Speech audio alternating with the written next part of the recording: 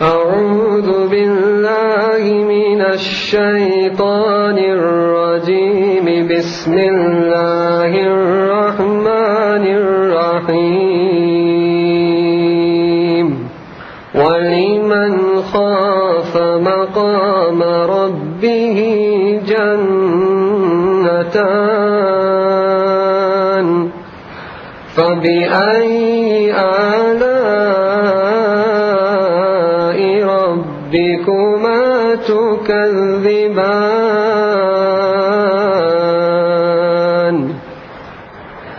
ذواتا أفنان فبأي آلاء ربكما تكذبان فيهما عينان تجريان فبأي آلاء ربكما تكذبان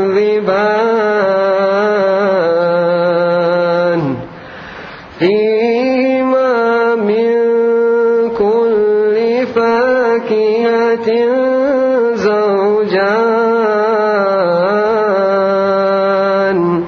فبأي آلاء ربكما تكذبان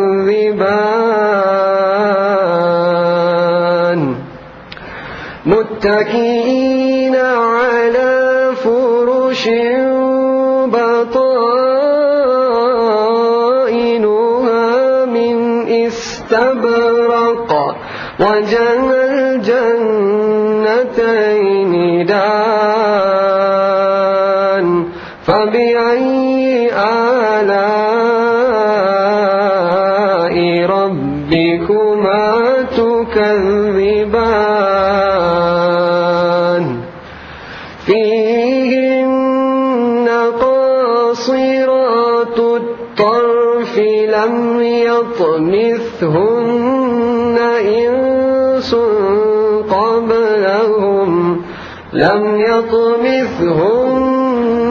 إنس قبلهم ولا جان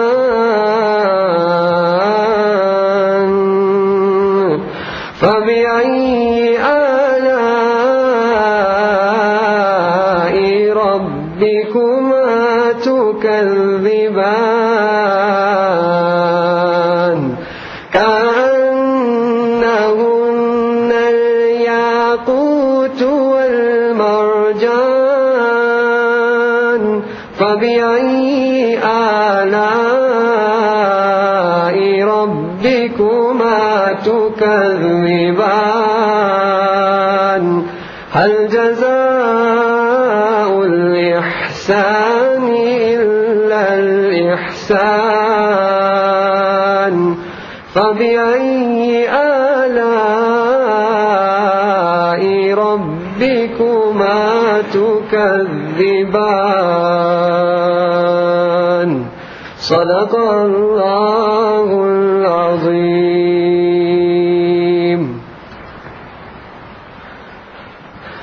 میرا دل مچل رہا ہے تیری یاد میں الہی تیرے نام نے تو دل میں ایک آگ ہے لگائی. میرا دل مچل رہا ہے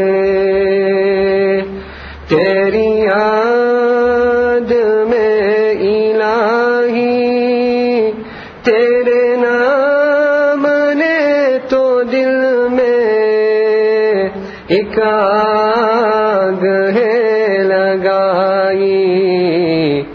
میرا دل مچل رہا ہے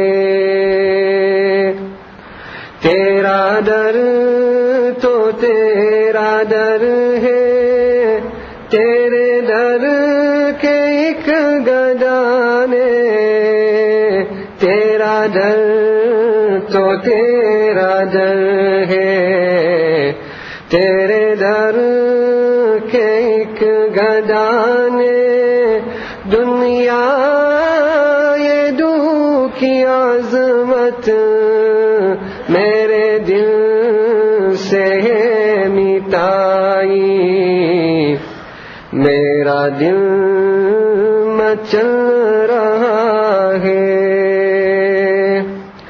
تیرے حسن پر میں قربان، تیری نیم سی نگاہ نے، تیرے حسن پر میں قربان، تیری نیم سی نگاہ نے میرے دل کی اجری بستی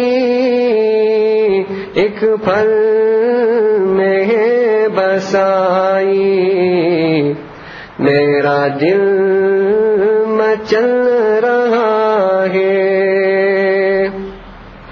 میں تیری نوازشوں پر حیران ہو رہا ہوں، میں تیری نوازشوں پر حیران ہو رہا ہوں، قاری نے مجھ کو صورت رحمان ہے سنائی، میرا دل مچل رہا ہے، تیرے عاشقوں میں جینا، تیرے سنگ در پہ مرنا، تیرے عاشقوں میں جینا، تیرے سنگ در پہ مرنا، میں یہی سمجھ رہا ہوں، تیرے در کی ہے رسائی، میرا دل مچل رہا ہے، میری زندگی کا حاصل تیری یاد بن گئی ہے، میری زندگی کا حاصل تیری یاد بن گئی ہے، تیرے وصل کی تمنا میرے دل میں ہے سمائی، میرا دل مچل رہا ہے، مجھے درد دل ملا ہے، سن لو اے دنیا والو، مجھے درد دل ملا ہے، سن لو اے دنیا والو، میں فقیر بے نوا ہوں، مجھے مل گئی ہے شاہی، میرا دل مچل رہا ہے، تیری یاد میں الہی، تیرے نام نے تو دل میں ایک آگ ہے لگائی، میرا دل مچل رہا ہے۔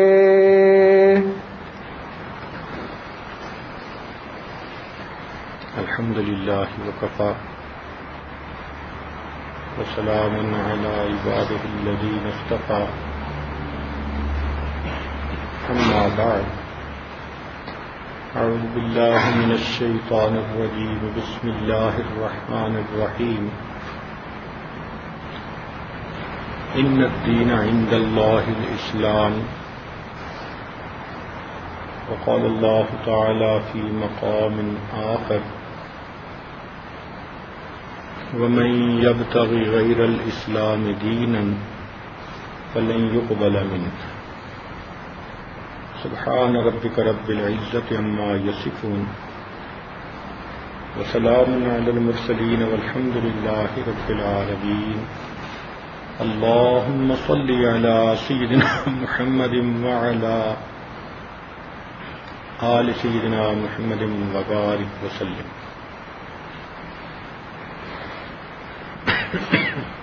اللهم صل على سيدنا محمد وعلى آل سيدنا محمد وبارك وسلم اللهم صل على سيدنا محمد وعلى آل سيدنا محمد وبارك وسلم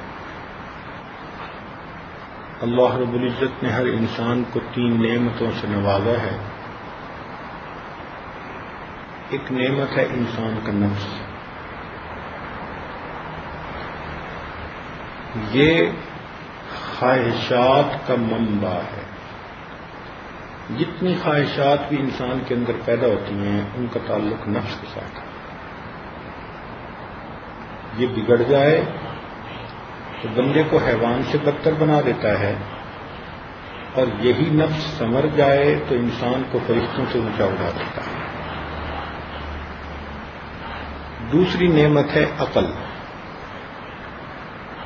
اللہ رب العزت نے انسان کو عقل کی نعمت عطا فرما کر باقی ساری مخلوق سے ممتاز کر دیا. یہ خیالات کا منبع ہے. مختلف خیالات انسان کی عقل میں آتے ہیں اور ایک خیال پر بنیاد بنا کر یہ آگے خیالات کے تانے بانے بنتا چلا جاتا ہے. ایک خیال ذہن میں آ جائے اس پہ پوری عمارت کھڑی کر دیتا ہے، پوری ایک سٹوری اس پر تیار کر دیتا ہے. اس کو انسان کی عقل کہتے ہیں. جیسے کمپیوٹر کے اندر تھاٹ پروسیسر ہوتا ہے، میں کمپیوٹر کے اندر میتھ کو پروسیسر ہوتا ہے کہ کوئی بھی ایکویشن اگر پروگرام کے اندر ہو تو ادھر ڈائیورٹ ہوتی ہے اور اس کو سالو کر کے آنسر واپس آ جاتا ہے. اسی طرح یہ انسان کی باڈی کے اندر تھاٹ پروسیسر ہے. جتنے بھی تھاٹس کا تعلق ہے وہ انسان کے دماغ کے ساتھ، بھلے اچھے ہوں یا برے ہوں، سب پروسیس انسان کے دماغ میں ہوتے ہیں.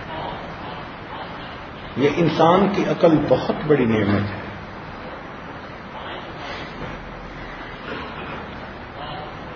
تیسری نعمت انسان کا قلب ہے. قلب انسان کے جذبات کا مقام ہے. جتنے بھی جذبات ہیں ان کا تعلق قلب کے ساتھ. محبت کا جذبہ، نفرت کا جذبہ، بہادری کا جذبہ یا ڈرپوک ہونے کا جذبہ، سخاوت کا جذبہ یا بخیلی کا جذبہ، خوشی کا جذبہ یا غم کا جذبہ. ان تمام جذبات کا تعلق انسان کے قلب کے ساتھ. دل میں خوشی ہوتی ہے، دل میں غم ہوتا ہے، دل میں محبت ہوتی ہے، دل میں نفرت ہوتی ہے، دل بہادر ہوتا ہے، دل میں بزدلی ہوتی ہے، دل سخی ہوتا ہے، دل کنجوس ہوتا ہے. ان تمام جذبات کا تعلق انسان کے دل کے ساتھ ہے.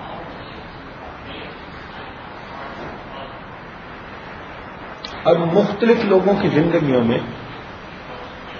ان تینوں میں سے کوئی نہ کوئی چیز جو ہے وہ غالب ہوتی ہے. یا دل غالب ہوگا، یا عقل غالب ہوگی، یا انسان کا نفس غالب ہوگا.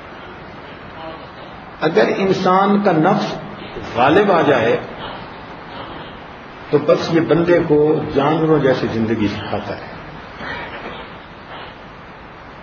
جانور کا کام کھانا پینا اور شہوت کے مزے لینا، انسان کی زندگی کا بھی مقصد یہی رہ جاتا ہے، کھاؤ پیو مزے اڑاؤ، اور پھر اس کے لیے انسان کسی کے حقوق کی رعایت نہیں کرتا، جس کی لاٹھی اس کی بھینس۔ یہ ماحول مجموعی طور پر نبی اسلام کے تشریف لانے سے پہلے مکہ مکرمہ کا تھا۔ مائٹ از رائٹ، یہ وہاں کا دستور تھا، جو قوی تھا اس کا حکم چلتا تھا۔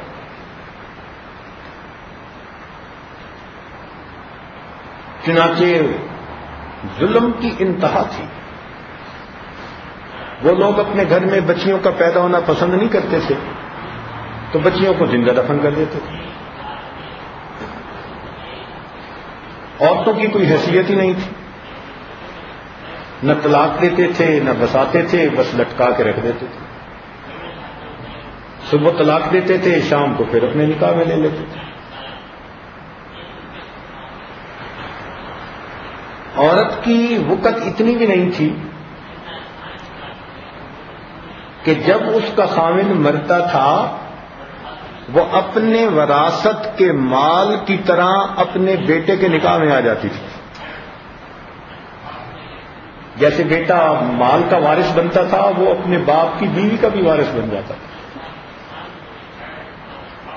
کیا حیثیت ہوگی اس عورت کی؟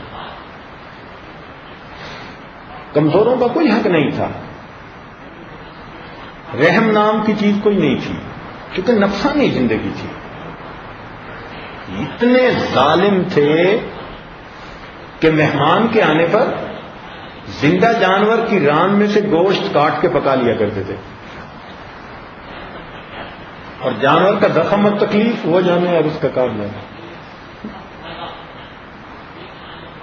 اور آپس میں اتنا فساد تھا کہ ذرا سی بات پر لڑائی ہوتی تھی تو پورا 100 سال چلتی رہتی تھی۔ عکاظ کے میدان میں میلہ لگتا تھا، ایک صاحب نے آ کر اپنی ٹانگ پھیلا دی، کوئی ہے اس ٹانگ کو پیچھے کرنے والا؟ مطلب یہ تھا کہ میں ہوں۔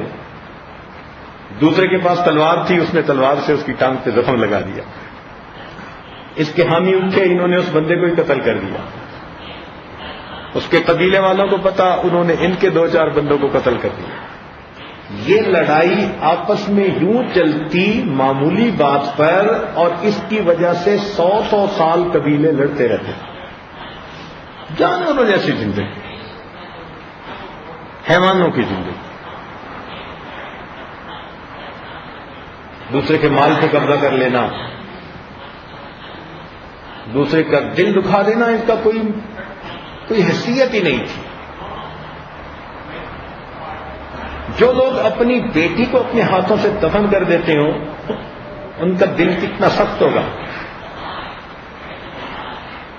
غیرت کے نام پر اپنے گھر میں بیٹی کا پیدا ہونا پسند ہی نہیں کرتے تھے۔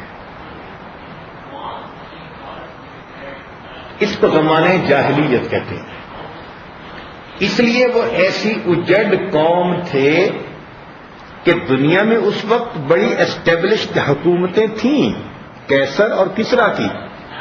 یہ لوگ ان کے اوپر حکومت کرنا بھی پسند نہیں کرتے تھے، کہتے تھے ان جانوروں جیسے بندوں کو سنبھالنا بڑا مشکل، یہ اپنے حال پہ ہی چھوڑو۔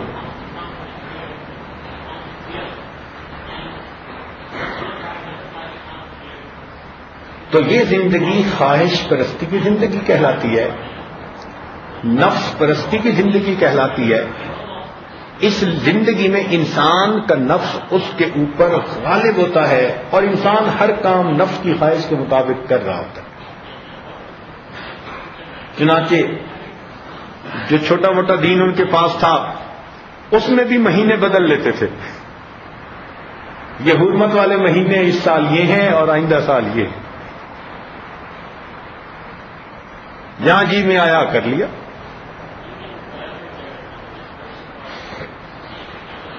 بت بنائے ہوئے تھے، ان کی پوجا کرتے تھے، بیت اللہ کے اندر 360 بت رکھے ہوئے تھے.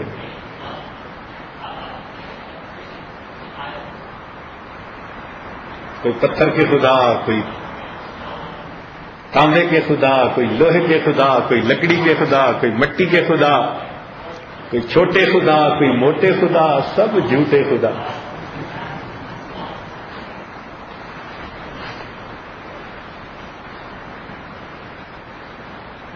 تو یہ خواہش پرستی کی زندگی یا حیوانی زندگی کہلاتی ہے کہ شکل میں انسان ہوتا ہے لیکن عمل میں وہ حیوان ہوتا ہے. بلکہ قرآن مجید نے کہا اولئک کالانعام بل ہم اضل، یہ جانوروں سے بھی بدتر.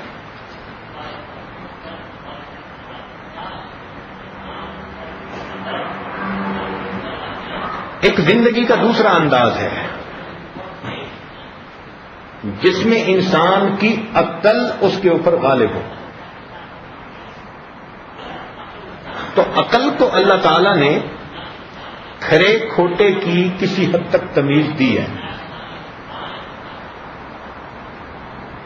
یہ ایک آلہ ہے جس کے ذریعے سے انسان نفع دینے والی چیز اور نقصان دینے والی چیز میں پہچان کر لیتا ہے عقل کے ذریعے سے. چنانچہ جب انسان کے اوپر عقل غالب آئی تو اس نے مل جل کر رہنے کو ترجیح دی کہ اکیلا میں نے ہی پیٹ نہیں بھرنا، میری ماں بھی ہے، میرا باپ بھی ہے، میری بیوی بھی ہے، میرے بچے بھی ہیں. تو عقل کے غالب آنے پر انسان نے گھر کی زندگی کو، معاشرتی زندگی کو پسند کیا. اب صاف ہے جب مل کر رہنا ہے اور دوسروں کا بوجھ اٹھانا ہے تو اس کے لیے ذرائع کی ضرورت ہے. تو عقل نے انسان کو سمجھایا کہ تمہیں اب پیسے کمانے چاہیے. لہذا انسان کو عقل نے ایک سبق دیا کہ تمہارے پاس پیسہ ہوگا تمہاری زندگی پرسہولت گزرے گی.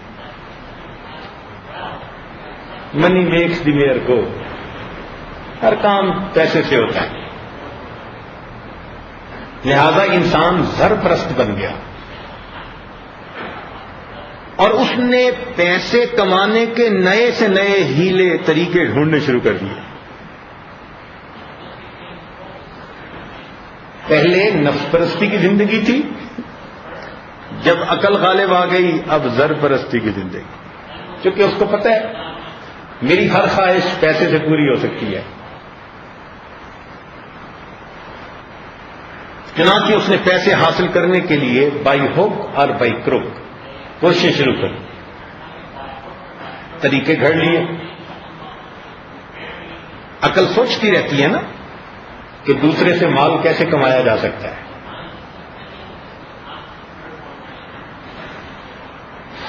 جب مال آیا تو اس نے انسان کو جمال کا شیدا بنایا. اگلا قدم یہ، جب بھی مال آتا ہے انسان کو جمال کا شیدا ہی بنا دیتا ہے.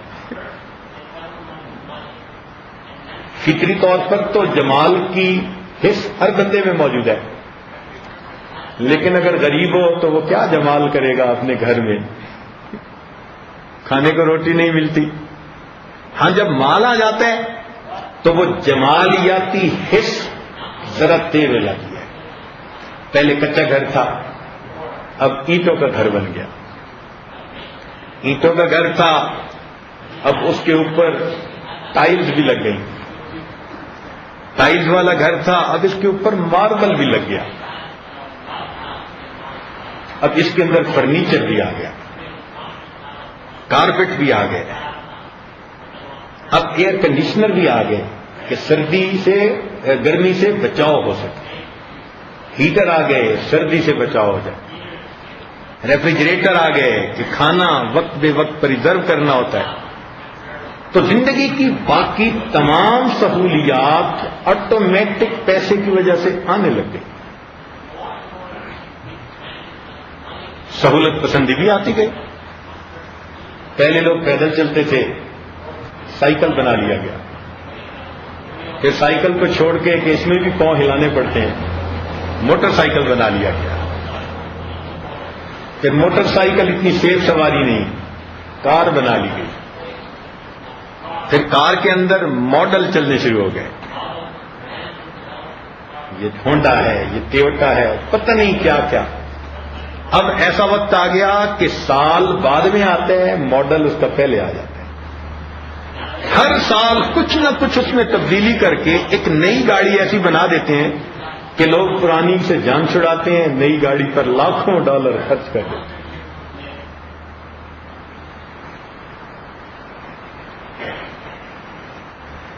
ٹو ویل ڈرائیو تھی، اب اس کو 4 ویل ڈرائیو کر دیا گیا۔ یہ رولز رائس کی گاڑی ہے، ایسا انجن جس کو سڑک کے اوپر کبھی کس نے خراب ہوتے نہیں دیکھا، اس کی ہسٹری نہیں کہ یہ خراب ہو۔ لیموزین بن گئی۔ امریکہ میں گاڑیاں نظر آتی ہیں ایئرپورٹوں کے اوپر، ماشاء اللہ اتنی لمبی کہ لگتا ہے کوئی بس چل رہی ہے۔ دلہن کو لے جانے کے لیے لیموزین، مہمان کو لے جانے کے لیے لیموزین۔ یہ جمالیاتی حس کے غالب آنے کا نتیجہ نکلا۔ ایسا تھا، روز نئی سے نئی چیز انسان کے عقل میں آتی گئی اور اپنے آئیڈیاز کو وہ عملی جامہ پہناتا گیا۔ مکان دیکھو، آج باہر کی دنیا میں جا کر دیکھیں، بالکل شیشے کے مکان، آپ کو شیشے کے سوا دور سے کچھ نظر نہیں آ سکتا، ایسے لگتا ہے جیسے شیشے میں سے کاٹ کے بنائیں۔ یہ سب شیشے کا مکان، یہ پنک شیشے کا مکان، یہ فلاں شیشے کا مکان، اللہ اکبر۔ اور پھر مکان بھی دیکھو کہ 2-4 منزلہ کی بات نہیں، 100 منزلہ مکان، ماشاء اللہ۔ 100 منزلہ بلڈنگ کے اندر 85 ایلیویٹر لگے ہوئے ہیں، اللہ اکبر، وہ کیا جگہ ہوگی بھائی۔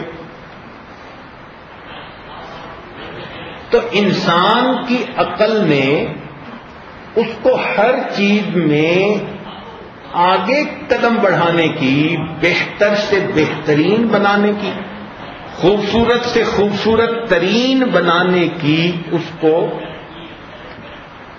کیفیت سمجھائی، چنانچہ انسان اس کے اوپر لگ پڑا۔ آج ہر چیز میں دیکھو ریسرچ ہو رہی ہے اور بہتر سے بہترین بنانے کی کوشش میں بندے لگے ہوئے ہیں۔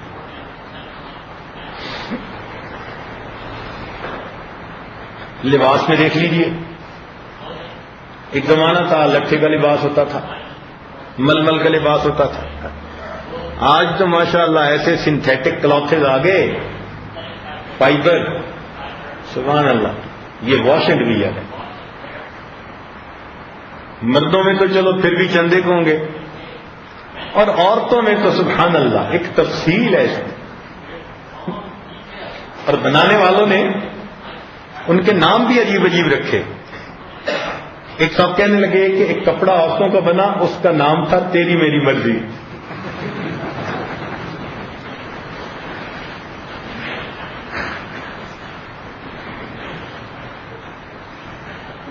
شیڈ بدل رہے ہیں،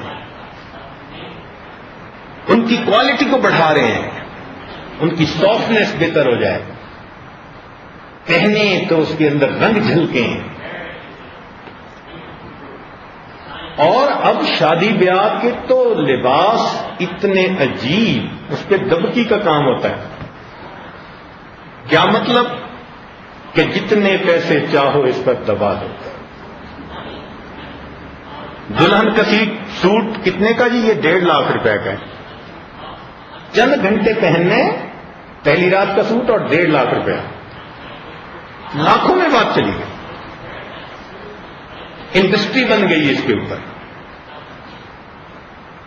تو انسان کی عقل نے جمال کی طرف ایسا راغب کیا کہ ہر چیز میں خوبصورت سے خوبصورت ترین، بہتر سے بہترین چیز بنانے کی انسان کو فکر لگے گی. اور وہ ہم دیکھتے ہیں. اور جب انسان نے دیکھا کہ بھائی اس قسم کے چمکیلے بھڑکیلے لباس پہن کے کچھ نہیں ہو رہا، تو اس نے پھٹے کپڑے پہننے شروع کر دیے. ہم نے ایک صاحب کو ایک ایئرپورٹ پر دیکھا، پینٹ پہنی ہوئی تھی، ایک سائڈ اس کی پوری کپڑے کی ہے جیسے پینٹ کی ہوتی ہے، اور دوسری سائڈ اس کی شارٹ کچھے کی طرح، آدھی ٹانگ اس کی ننگی ہے اور چل رہا ہے. اور ایک نیلے رنگ کا کپڑا جس کو جین کہتے ہیں، اور وہ جین بھی زیادہ نیلی مگر کچھ سفید، جیسے اس کو بھینس نے چاٹا ہوا.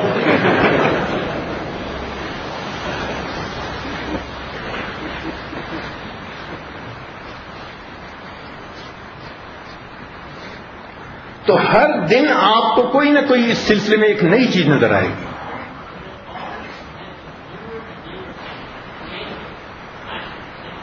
چنانچہ گھر کے اندر اتنی چیزیں بن گئیں کہ آپ ایک اسٹور پہ چلے جائیں، بیڈ باتھ اینڈ بیونڈ، آپ اپنے پورے بینک کا بیلنس وہاں جا کے ختم کر سکتے ہیں. اتنا کچھ وہاں ہوتا ہے. ہوم ڈیپو پہ چلے جائیں، سبحان اللہ. گھر کے اندر اتنی چیزیں استعمال ہونے لگی. کھانے پینے کے اندر دیکھ لیجئے، ایک وقت تھا سادہ زندگی تھی، چلو روٹی سالن کام ختم. آج تو ماشاءاللہ دسترخوان لگتا ہے تو سویٹ ڈش سب سے پہلے آتی ہے، اور سویٹ ڈشز بھی ماشاءاللہ پھر کئی طرح کی.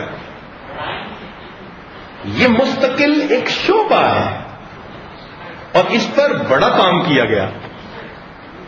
چنانچہ کتابوں میں لکھا ہے کہ مغلوں کے زمانے میں بھی کھانے پینے کا فن بڑے عروج پہ تھا. چنانچہ بمبئی کے وائسرائے کو ایک تاجر نے انوائٹ کیا. بمبئی کا تاجر تھا.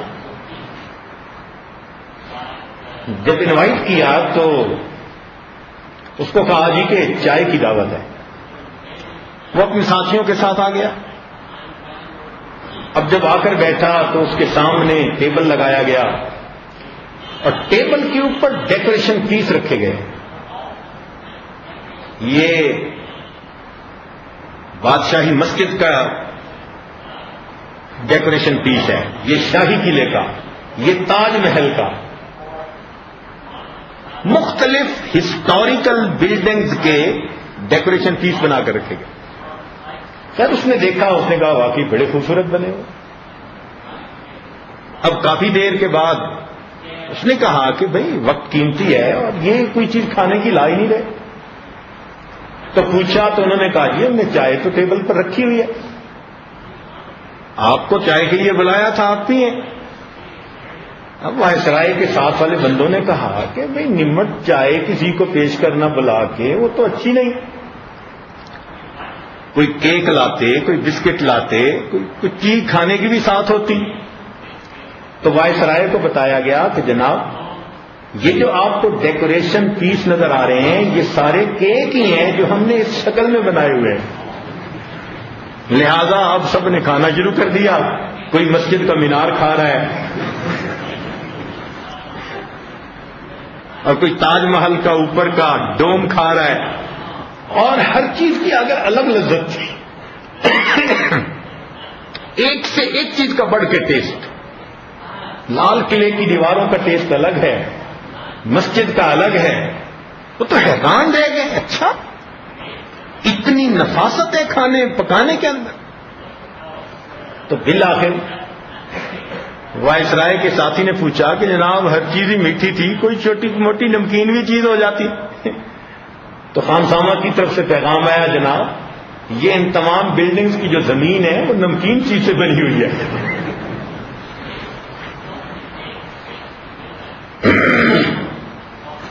بلکہ کتابوں میں مشہور واقعہ لکھا ہے کہ ایرانی شہزادے کو مغل بادشاہ نے اپنی طرف انوائٹ کیا تو جب کھانے کے لیے دسترخوان لگایا گیا تو ایک تشتری ڈھکی ہوئی اس کے سامنے لا کر رکھی گئی کہ جی مہمان خصوصی کا کھانا ہے. جب مہمان خصوصی نے اس کا ڈھکنا کھولا تو حیران، اندر ایک بھینسے کا سر رکھا گیا ہے اور تازہ تازہ اس میں سے خون بہ رہا ہے. اس کو بڑا برا لگا کہ یہ تو میری بہت بڑی بےزتی کی انہوں نے، کہ مجھے انوائٹ کیا اور کھانے کے لیے میں کوئی جانور ہوں، میرے سامنے بھینسے کا سر بغیر یعنی حلال کر کے جیسے رکھ دیا جاتا ہے یہ رکھ دیا. تو اس نے غصے کا اظہار کیا. تو غصے کے اظہار پر خان سامنے کو طلب کیا گیا کہ ہم تمہیں بہت سخت سزا دیں گے، تم نے یہ شہزادے کی بے قدری کیوں کی؟ اس نے آ کے شہزادے کو سلام کیا اور کہا کہ حکم کیا ہے؟ اس نے کہا تمہیں کھانا پکانا نہیں آتا، تم نے کچا سر برتن میں بند کر کے میرے سامنے لا کے رکھ دیا. تو خان صاحب نے جواب دیا کہ مجھے لگتا ہے کہ ایران میں کوئی کھانا پکانے والا بندہ نہیں ہے، یہ جو آپ کو بھینسے کا سر نظر آتا ہے یہ مختلف کھانوں کا مجموعہ ہے، ذرا کھانا شروع کریں. پھر اس کو محسوس ہوا کہ اس کے سینگ الگ کھانا تھے، اس کی آنکھیں الگ کھانا تھی، اور وہ جو اس کا خون بہتا نظر آ رہا تھا وہ الگ شیرہ تھا. اب وہ شہزادے نے کھانا شروع کیا اور تعریفیں شروع کر دی. ہمیں خود بھی ایک مرتبہ اس کا تجربہ ہوا. فیکٹری کی آفیسرز کالونی میں بیگمات کی افطاری تھی، تو وہ سب لیڈیز کا مجمع تھا. خان سامہ نے کھانا تیار کیا، وہ ان کے سامنے لگا دیا گیا. کھانا بہت اچھا، بہت خوبصورت، بہت ہی ٹیسٹی کھانا، سب نے تعریفیں کی. کھانے کے بعد عورتوں نے کہا کہ اتنا اچھا کھانا تھا مگر پتہ نہیں پکانے والا کون تھا کہ اس نے تو سلاد کھانے میں شامل ہی نہیں کیا. تو فیکٹری کے خان سامہ نے پیغام بھجوایا کہ ان بیگمات کو کہو کہ آپ کا تو تجربہ ہے، آپ اس دسترخوان کے اوپر جس چیز کو ڈیکوریشن پیس سمجھ رہی ہیں وہ ڈیکوریشن پیس نہیں، وہ سلاد میں نے کاٹ کے رکھا ہے. ہم نے جب یہ خبر سنی تو ہم خود حیران ہوئے کہ 100 کے قریب بیگمات اور وہ ڈیکوریشن پیس اور سلاد کے درمیان فرق نہ کر سکی. ایسے فنکار لوگ بھی موجود. تو کھانے پینے کے فن میں عقل نے انسان کو بہتر سے بہتر آئیڈیاز دیے. اور آج تو ماشاءاللہ پہلے سلو فوڈ ہوتے تھے، آج کل فاسٹ فوڈ آ گئے.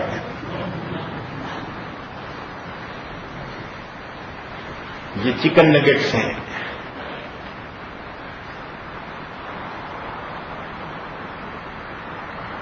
چائنیز پہ چلے جاؤ تو سوپ کی قسمیں ہی الگ الگ،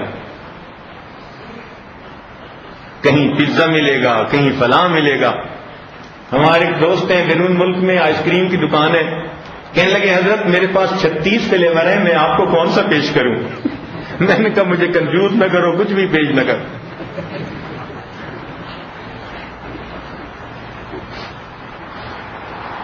تو انسان کی عقل اس کو نئے سے نئے آئیڈیاز دے رہی ہے اور انسان ہر لائن کے اندر ایڈوانسمنٹ کرتا چلا جا رہا ہے.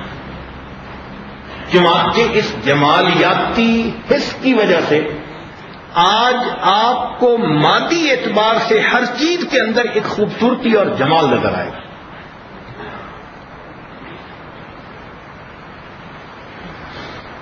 اس کے ساتھ عقل نے انسان کو معاشرتی زندگی گزارنے کی تعلیم دی.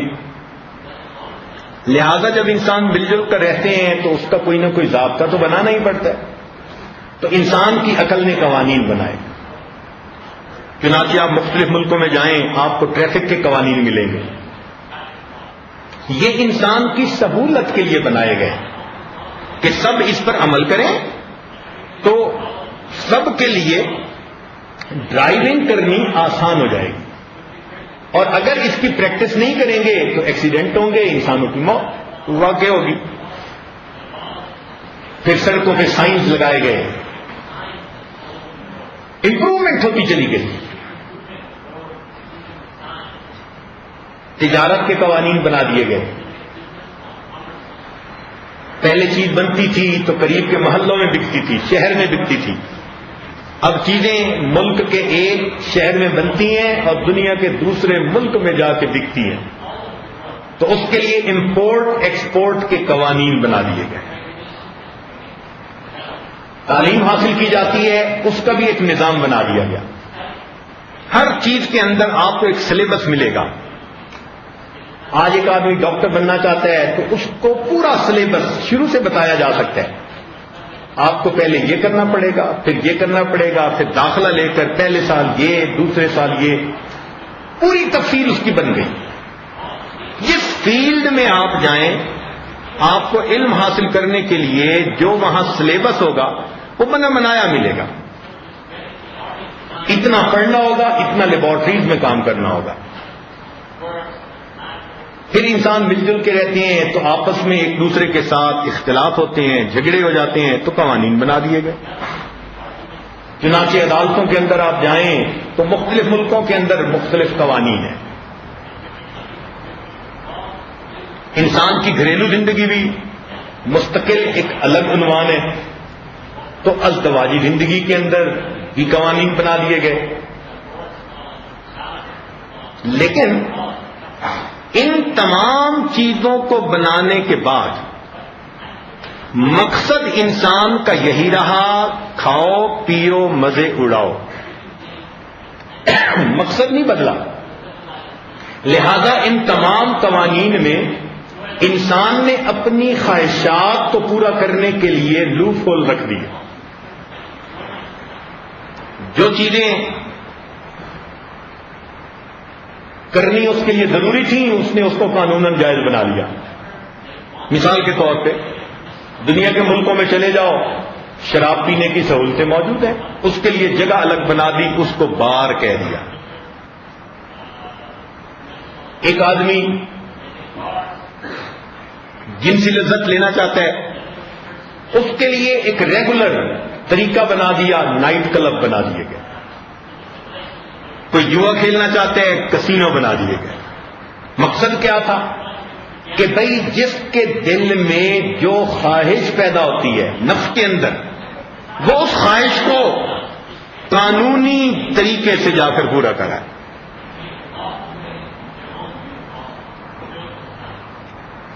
اب ان تمام چیزوں کو جب انسان نے بڑھایا تو اس کی لذتوں میں سے سب سے بڑی جنسی لذت ہے، اور وہ لذت اس وقت تک حاصل نہیں ہوتی جب تک کہ عورت گھر سے بے پردہ ہو کے باہر نہ نکلے۔ جب تک گھر میں رہے گی تو اس وقت تک تو پھر اس سے کام نہیں نہ سنور سکتا۔ لہذا عورت کے حقوق کے نام پر مردوں کے شانہ بشانہ ان کو لانے کے عنوان پر عورتوں کو گھروں سے باہر نکال دیا، ان کو دفتروں میں کام کرنے کے لیے، فیکٹریوں میں کام کرنے کے لیے۔ چنانچہ جب عورت گھر سے نکلی اور اس کو نوکری ڈھونڈنی ہے تو صاف ظاہر ہے اس کو کسی کا احسان اٹھانا پڑے گا۔ جب کسی دفتر میں کام کر رہی ہے تو کسی باس کے نیچے اس کو ماتحت بن کے رہنا پڑے گا۔ یہی انوائرمنٹ اس عورت کی عزت سے کھیلنے کا سبب بن گئی۔ چنانچہ دفتروں کے اندر آپ دیکھ لیں، جہاں بھی ہیں کم یا زیادہ یہ چیز آپ کو ہر جگہ ملے گی۔ کہیں وہ کلیگ کے قابو آ جاتی ہے، کہیں اپنے باس کے قابو آ جاتی ہے، اور کہیں راستہ چلتے آتے جاتے دوسروں کے قابو آ جاتے۔ گھر سے جو نکل پڑی، عورت کی حفاظت تو اس کے گھر میں تھی، گھر سے نکل گئی غیر محفوظ ہو گئی۔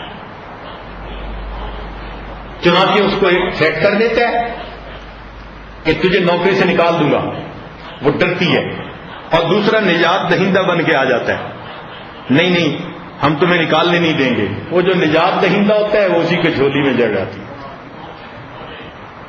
تو نفس کی خواہشات کو پورا کرنے کا ایک طریقہ ڈھونڈ لیا گیا.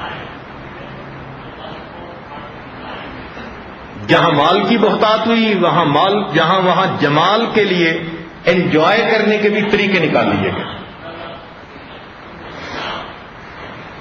چنانچہ ایک ایسا معاشرہ بن گیا کہ جس میں سب نے یہ طے کر لیا کہ ہم جو مرضی چاہیں وہ کریں. اس کے طریقے نکال دیے گئے. لہذا عقل نے انسان کو زرپرستی سمجھائی اور زرپرستی نے بالآخر انسان کو زن پرستی سمجھائی.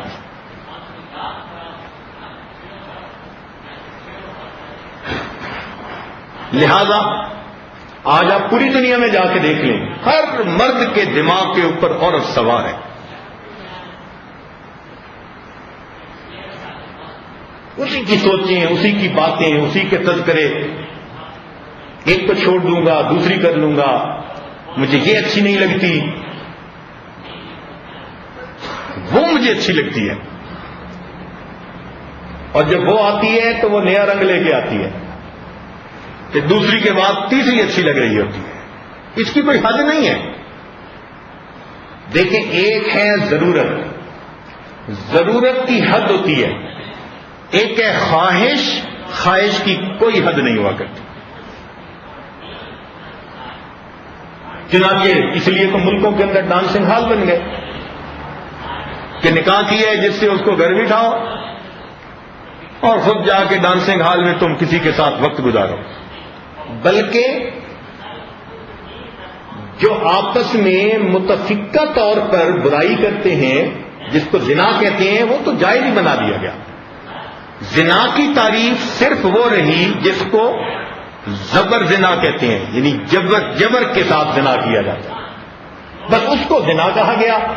اس کے ساتھ جہاں دونوں پارٹیز آپس میں راضی ہیں اس کو زنا کی تعریف سے، یعنی اس کی ڈیفینیشن سے نکال دیا.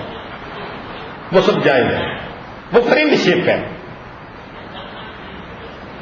تو یہ انسان کی عقل نے اس کو طریقے سمجھائے اپنی خواہشات پوری کرنے کے، کیونکہ مقصد کیا تھا؟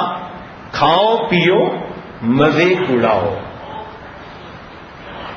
تو ایک ایسا معاشرہ بن گیا کہ جس میں زندگی کی سہولتیں بھی بڑھی ہیں، روز ترقی بھی نظر آ رہی ہے، اور انسان کی خواہش پوری کرنے کے لیے ہر چیز موجود بھی ہے. اب ایسے معاشرے کو بھی تو کسی طرح کنٹرول کرنا تھا. لہذا اس کو کنٹرول کرنے کے لیے پولیس کا محکمہ بنا، اور لوگوں کو کنٹرول کرنے کے لیے پھر کیمروں کا نظام بنایا گیا. آج آپ باہر کی دنیا میں جا کے دیکھیں، شاپ کے اندر کیمرے، ڈپارٹمنٹل اسٹور کے اندر کیمرے، سڑکوں کے اوپر کیمرے، ایئرپورٹ پہ کیمرے، حتیٰ کہ گھروں کے باہر بھی کیمرے. ہر جگہ وہ آنکھ فٹ کر دی گئی تاکہ بندوں کو قانون کا پابند بنایا جائے. تو بندے اندر سے تو نہیں بدلے، اس کیمرے کی آنکھ کے ڈر سے اب انہوں نے جرم ایسی جگہ کرنے شروع کیے جہاں وہ آنکھ دیکھ نہیں رہی تھی. چنانچہ جس کو ہم بڑی سویلائزڈ جو ہے وہ سوسائٹی کہتے ہیں، اخباروں میں آتا ہے کہ وہاں 5 منٹ کے لیے بجلی بند ہوئی اور سٹور میں سے اتنے مال کو لوٹ لیا گیا. اب یہ لوٹنے والے کوئی باہر سے تو نہیں نہ آئے، وہی جس کو اتنی سویلائز سوسائٹی کہتے ہیں، پڑھے لکھے لوگ کہتے ہیں، یہ وہی تھے. فرق یہ تھا کہ پہلے ڈر تھا، کیمرے سے دیکھ رہے ہیں. جب وہ ڈر ختم ہو گیا بجلی بند ہونے سے، اب سب اپنی اصلیت پہ آ گئے. تو پکڑ دھکڑ جکڑ کے بندوں کو رکھا گیا کہ بھائی یہ ایک لائن کے اوپر زندگی گزارے، مگر نفس تو ان کا اندر ویسا ہی ہے نا. لہذا اس معاشرے میں انسان کو دلی سکون حاصل نہ ہوا. خواہشات تو پوری کرتا رہا، مگر خواہشات کے پورا کرنے سے دل کا سکون نہ مل سکا. تو اس زندگی کا نام شہوانی زندگی، نفس جب غالب تھا تو وہ زندگی کیا تھی؟ حیوانی زندگی. اور جب عقل غالب آ گئی تو عقل نے بالآخر انسان کو شہوانی زندگی سکھائی. اپنی شہوت کو پورا کرو مال کے ذریعے سے، مختلف طریقوں سے. زر پرستی، زن پرستی، اس کا نتیجہ بالآخر شہوانی زندگی. تو جب نفس غالب ہوتے ہیں تو حیوانی زندگی، اور جب انسان کی عقل غالب ہوتی ہے تو پھر کون سی زندگی؟ شہوانی زندگی. ایک زندگی کا تیسرا انداز ہے. وہ انداز یہ ہے کہ انبیاء کرام دنیا میں تشریف لائے اور انہوں نے انسانوں کو اللہ کا تصور پیش کیا کہ لوگوں، تم خود بخود درختوں کی طرح اگ نہیں آئے، تمہیں ایک پروردگار نے پیدا کیا، اس نے دنیا کے نظام کو بنایا اور اس نے تمہارے لیے آخرت میں بڑی نعمتیں تیار کی. یہ دنیا دارالامتحان ہے، یہاں تم اپنی زندگی گزارو اللہ تعالی کے حکموں کے اور شریعت کے مطابق، اور اگر اچھی زندگی گزار لو گے اور تمہیں نیکی پر موت آئے گی تو قیامت کے دن تمہارا حساب ہوگا، پھر یا تم جہنم میں جاؤ گے یا تم جنت میں جاؤ گے. یہ ایک بالکل ڈفرینٹ تصور تھا عام دنیا سے جو انبیاء نے آ کر دیا، اور اس تصور کے اندر ایک عجیب خوبصورتی ہے. اب اس تصور کی خوبصورتی بیان کرنے کے لیے میں نے ساری تمہید باندھی. ان انبیاء نے آ کر انسانوں کے دلوں پر محنت کی، دلوں کو اللہ کی محبت سے بھر دیا، لوگوں کو اللہ کا شہدائی بنا دیا، اور کہا کہ تمہارے محبوب حقیقی سے ملاقات قیامت کے دن ہوگی. لہذا اللہ تعالی سے ملاقات کے شوق میں لوگوں کے لیے نیکی کرنا آسان، اور اللہ تعالی کے سامنے پیشی کے خوف سے انسان کے لیے گناہ سے بچنا آسان. یہ اللہ تعالی کا تصور اتنا خوبصورت تصور ہے کہ جتنا بندہ گناہوں سے اس تصور کے ذریعے بچ سکتا ہے وہ کسی اور ذریعے سے نہیں بچ سکتا. اب کیمرے کی آنکھ تو ہر جگہ نہیں نہ دیکھے گی، مگر اللہ تعالیٰ کی آنکھ تو ہر جگہ دیکھ رہی ہے. وہ تو ایسی ذات ہے یعلم خائنۃ الاعین وما تخفی الصدور. وہ جانتا ہے تمہاری آنکھوں کی خیانت کو اور جو کچھ تمہارے سینوں میں چھپا ہوا ہے. وہ تو سینوں میں اٹھنے والے جذبات کو بھی دیکھتا ہے. لہذا جب اللہ کا تصور بندے کے دل و دماغ میں سما جائے تو اب اس کے لیے انسانوں والی زندگی گزارنی بڑی آسان ہو جاتی ہے. یہ قیامت کا تصور شروع سے رہا ہے انبیاء میں، لیکن دین اسلام نے جتنا تفصیل کے ساتھ اس کو کھولا ہے یہ پہلے کسی شریعت میں اتنا تفصیل سے نہیں کھولا گیا. جنت اور جہنم کو چونکہ نبی علیہ السلام خود دیکھ کر تشریف لائے، اتنا آنکھوں دیکھا حال اللہ کے محبوب نے سنایا کہ یہ نعمت پہلی امتوں کو تفصیل کے ساتھ نہیں ملی. اس قیامت کے تصور، اللہ کے سامنے پیشی کے تصور سے انسان صرف محفل میں ہی گناہ سے نہیں بچتا، اپنی تنہائیوں میں بھی گناہ سے بچ رہا. امام شافعی رحمۃ اللہ کے زمانے میں وقت کا حاکم اپنی بیوی کے ساتھ ذرا اچھے موڈ میں تھا، مگر بیوی اس سے کسی بات پر خفا تھی. اب یہ جتنا جولی موڈ میں ہوتا اس کو اور چڑ لگتی، وہ اور ان کا ناراض ہوتی. اب ادھر سے اصرار ادھر سے انکار. جب بادشاہ صاحب نے کوئی زیادہ ہی ایموشنل اپنا انداز دکھایا تو اس نے غصے میں کہا کہ دور ہو جہنمی، میں تیری شکل نہیں دیکھنا چاہتا. لو، اب جب اس نے کہا نا جہنمی، تو بادشاہ کو غصہ آیا. اس نے کہا اچھا میری طرف سے تجھے طلاق. جب صبح ہوئی تو بادشاہ کا دماغ صاحب بھی ذرا ٹھنڈے ہو گئے، بیوی کا بھی دماغ ٹھنڈا، بیوی کو بھی احساس ہوا کہ مجھے یہ لفظ تو نہیں کہنا چاہیے تھا. اور جو بادشاہ صاحب تھے وہ چونکہ اس کے حسن کے اسیر تھے، وہ بھی چاہتے تھے کہ مجھے طلاق تو نہیں دینی چاہیے تھی. اب بادشاہ نے لوگوں سے پوچھنا شروع کیا کہ جی طلاق واقع ہوئی یا نہیں ہوئی. مسئلہ کھڑا ہو گیا. طلاق کنڈیشنل ہے کہ اگر میں جہنمی تو تجھے طلاق. لیکن فتویٰ کون دے؟ کوئی ہے جو کہے کہ میاں تو جنتی ہے اور تو جہنمی ہے؟ کوئی نہیں کہہ سکتا. بادشاہ نے ادھر ادھر علماء کو پیغام بھیجے. ایک عجیب مسئلہ کھڑا ہو گیا. چنانچہ کہتے ہیں کہ امام شافعی رحمۃ اللہ علیہ کا زمانہ تھا. ان کو بتایا گیا کہ فلاں گورنر یا حاکم یا جو بھی تھا اس کے ساتھ یہ مسئلہ پیش آیا. ان کا میں اس کا جواب دوں گا. بادشاہ کے پاس گئے. بادشاہ نے کہا کہ جناب آپ بتائیں طلاق واقع ہوئی یا نہیں ہوئی.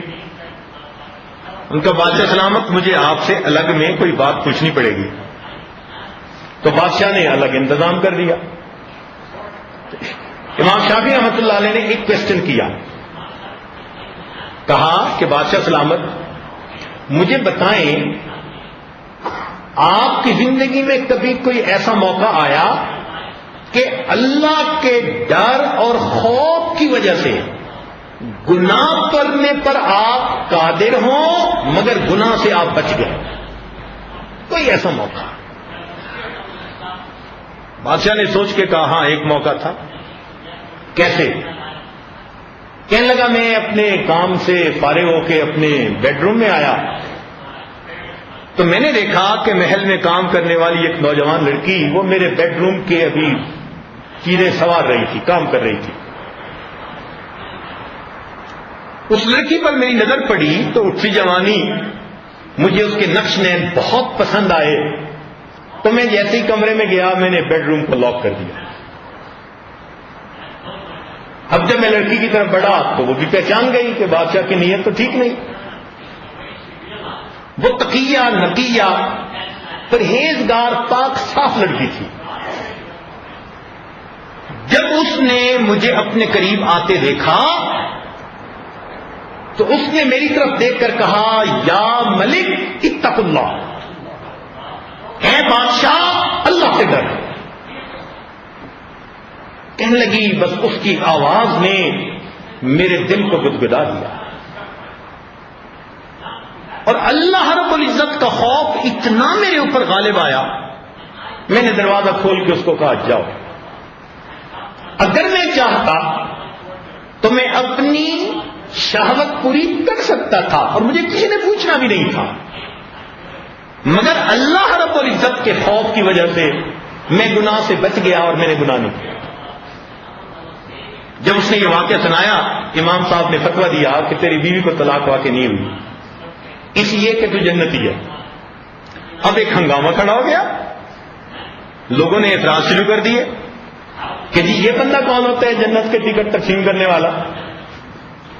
انہوں نے کہاں سے یہ فتویٰ دے دیا؟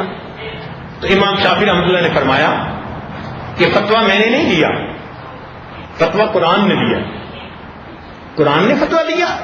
ان کا ہاں، قرآن مجید میں خود اللہ رب العزت نے فتویٰ دیا.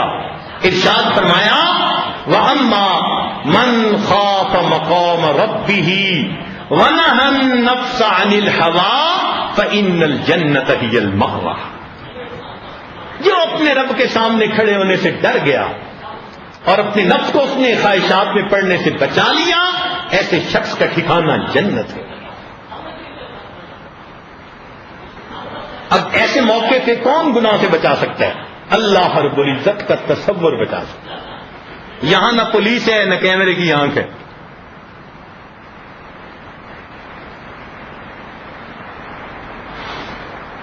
مکران کا ایک بادشاہ گزرا ہے، محمد شاہ اس کا نام تھا. ایک مرتبہ اس نے جنگل میں شکار کا پروگرام بنایا. بادشاہ صاحب تو شکار کھیلنے میں مصروف تھے، جو اس کے پولیس والے تھے وہ بھی تو ایک لشکر ساز ہوتا ہے نا. تو انہوں نے ایک بڑھیا کی گائے دیکھی، اس کو ذبح کیا اور اس کا گوشت بھون کے کھا لیا. بڑھیا ان کے پاس آئی، اس نے منت سے واجب کی کہ جی مجھے پیسے دو، اسی گائے کے دودھ سے میرا گزارا چلتا تھا، اس کے گوبر سے میں کھانا پکا لیتی تھی، اس کے دودھ سے میرا گھر چلتا تھا، اس کے مکھن سے یہ چلتا تھا، تو میرا تو سہارا تھی، تو مجھے دو پیسے، میں کوئی اور گائے لے لوں. انہوں نے پیسے بھی کچھ نہ دیے. بڑھیا بڑی پریشان، سوچنے لگی کیا کروں، کوئی بات سننے کو تیار نہیں. اللہ کی شان کے ایک طالب علم کہیں سے جا رہا تھا، تو بڑھیا نے اپنی مصیبت اس کو بتائی. طالب علم سمجھدار تھا، اس نے کہا کہ دیکھ بادشاہ 3 دن کے لیے آیا ہے، 3 دن کے بعد اس نے واپس اپنے محل جانا ہے. راستے میں ایک دریا ہے اور اس کے اوپر پل ہے، تو اس نے جیسے بھی ہو گزرنا اسی پل سے ہے. تو بہتر ہے کہ تو اس پل پہ چلی جا، اور جب بادشاہ کی سواری گزرنے لگے تو اس کو روک کر بادشاہ کو اپنی بات سنا، بادشاہ تجھے کچھ نہ کچھ کمپنسیشن کر دے گا، اچھا بندہ ہے. بڑھیا وہاں پہنچ گئی. 3 دن کے بعد محمد شاہ مکرانی جب وہاں پہنچا، بڑھیا آگے بڑھی اور بڑھیا نے بادشاہ کے سواری کی لگام کو پکڑ لیا. بادشاہ نے پوچھا اماں کیا بات ہے، آپ نے لگام کو کیوں پکڑا؟ وہ بڑھیا کہنے لگی بادشاہ سلامت، میرا اور تیرا ایک کیس ہے، مقدمہ ہے، جھگڑا ہے. میں صرف اتنا پوچھنا چاہتی ہوں کہ اس پل پہ اس کا حساب کرنا چاہتے ہو یا قیامت کے دن پل صراط پہ اس کا حساب کرنا چاہتے ہو. جب بڑھیا نے یہ بات کہی تو بادشاہ کانپ گیا، سواری سے نیچے اترا، اس کی بات سنی، اس کو 70 گایوں کی قیمت پیش کر کے معافی مانگی کہ مجھے پھر بھی اپنا حق معاف کر دینا، میں قیامت کے دن پل صراط کا جواب نہیں دے سکتا. یہ جو آخرت کا تصور ہے نا، یہ انسان کو اتنی اچھی زندگی گزارنے کا طریقہ سکھاتا ہے کہ وہ کسی دوسرے طریقے سے سکھا ہی نہیں سکتے. یہ دین اسلام کا حسن ہے، یہ خوبصورتی ہے دین اسلام کی. چنانچہ بہت عرصہ پہلے کی بات ہے، ایک مرتبہ مجھے کہیں جانے کا موقع ملا. جن کے ہاں مہمان تھے وہ عالم اتوار کے دن جیل میں جاتے تھے، وہاں کے مقامی جو قیدی تھے ان کو دین اسلام سکھانے کے لیے. تو کھانے کے دوران میں نے ان سے پوچھا کہ مولانا آپ جاتے ہیں تو آپ کے ساتھ نئی نئی باتیں پیش آتی ہوں گی، تو کوئی بات ہمیں بھی سنائیں آپ. وہ کہنے لگے حضرت باتیں تو بہت ہیں، لیکن ابھی تھوڑی دیر میں عشاء کی نماز ہے، پھر آپ کا بیان ہے، تو میں آپ کو صرف ایک بات سناتا ہوں. کیا؟ کہنے لگے ایک مجرم آیا، نوجوان تھا،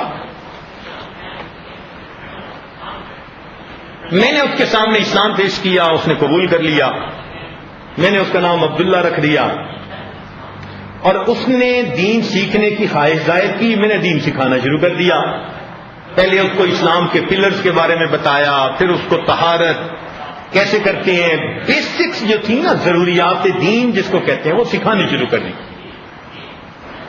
1 سال اس کو میں سکھاتا رہا، حتیٰ کہ وہ میرے بہت قریب ہو گیا، اتنا قریب کہ میرے ساتھ اپنی پرسنل باتیں بھی شیئر کرنے لگ گیا، کیونکہ فرینڈ شپ ہو چکی تھی نا، محبت ہو گئی تھی. تو محبت میں انسان اپنی ذاتی باتیں بھی شیئر کر لیتا ہے. کہنے لگے ہم خوب ایک دوسرے سے باتیں پھر کر لیتے اپنی پرسنل بھی. ایک دن میرے ذہن میں خیال آیا تو میں نے اس سے سوال پوچھا کہ عبداللہ بتاؤ، اسلام لانے سے پہلے اور اسلام لانے کے بعد تمہیں اپنی زندگی میں کیا تبدیلی نظر آئی؟ کہنے لگا جیسے میں نے سوال پوچھا اس کی آنکھوں سے ٹپ ٹپ آنسو گرنے لگے. میں گھبرا سا گیا کہ شاید مجھے یہ نہیں پوچھنا چاہیے تھا. میں نے سوری کی.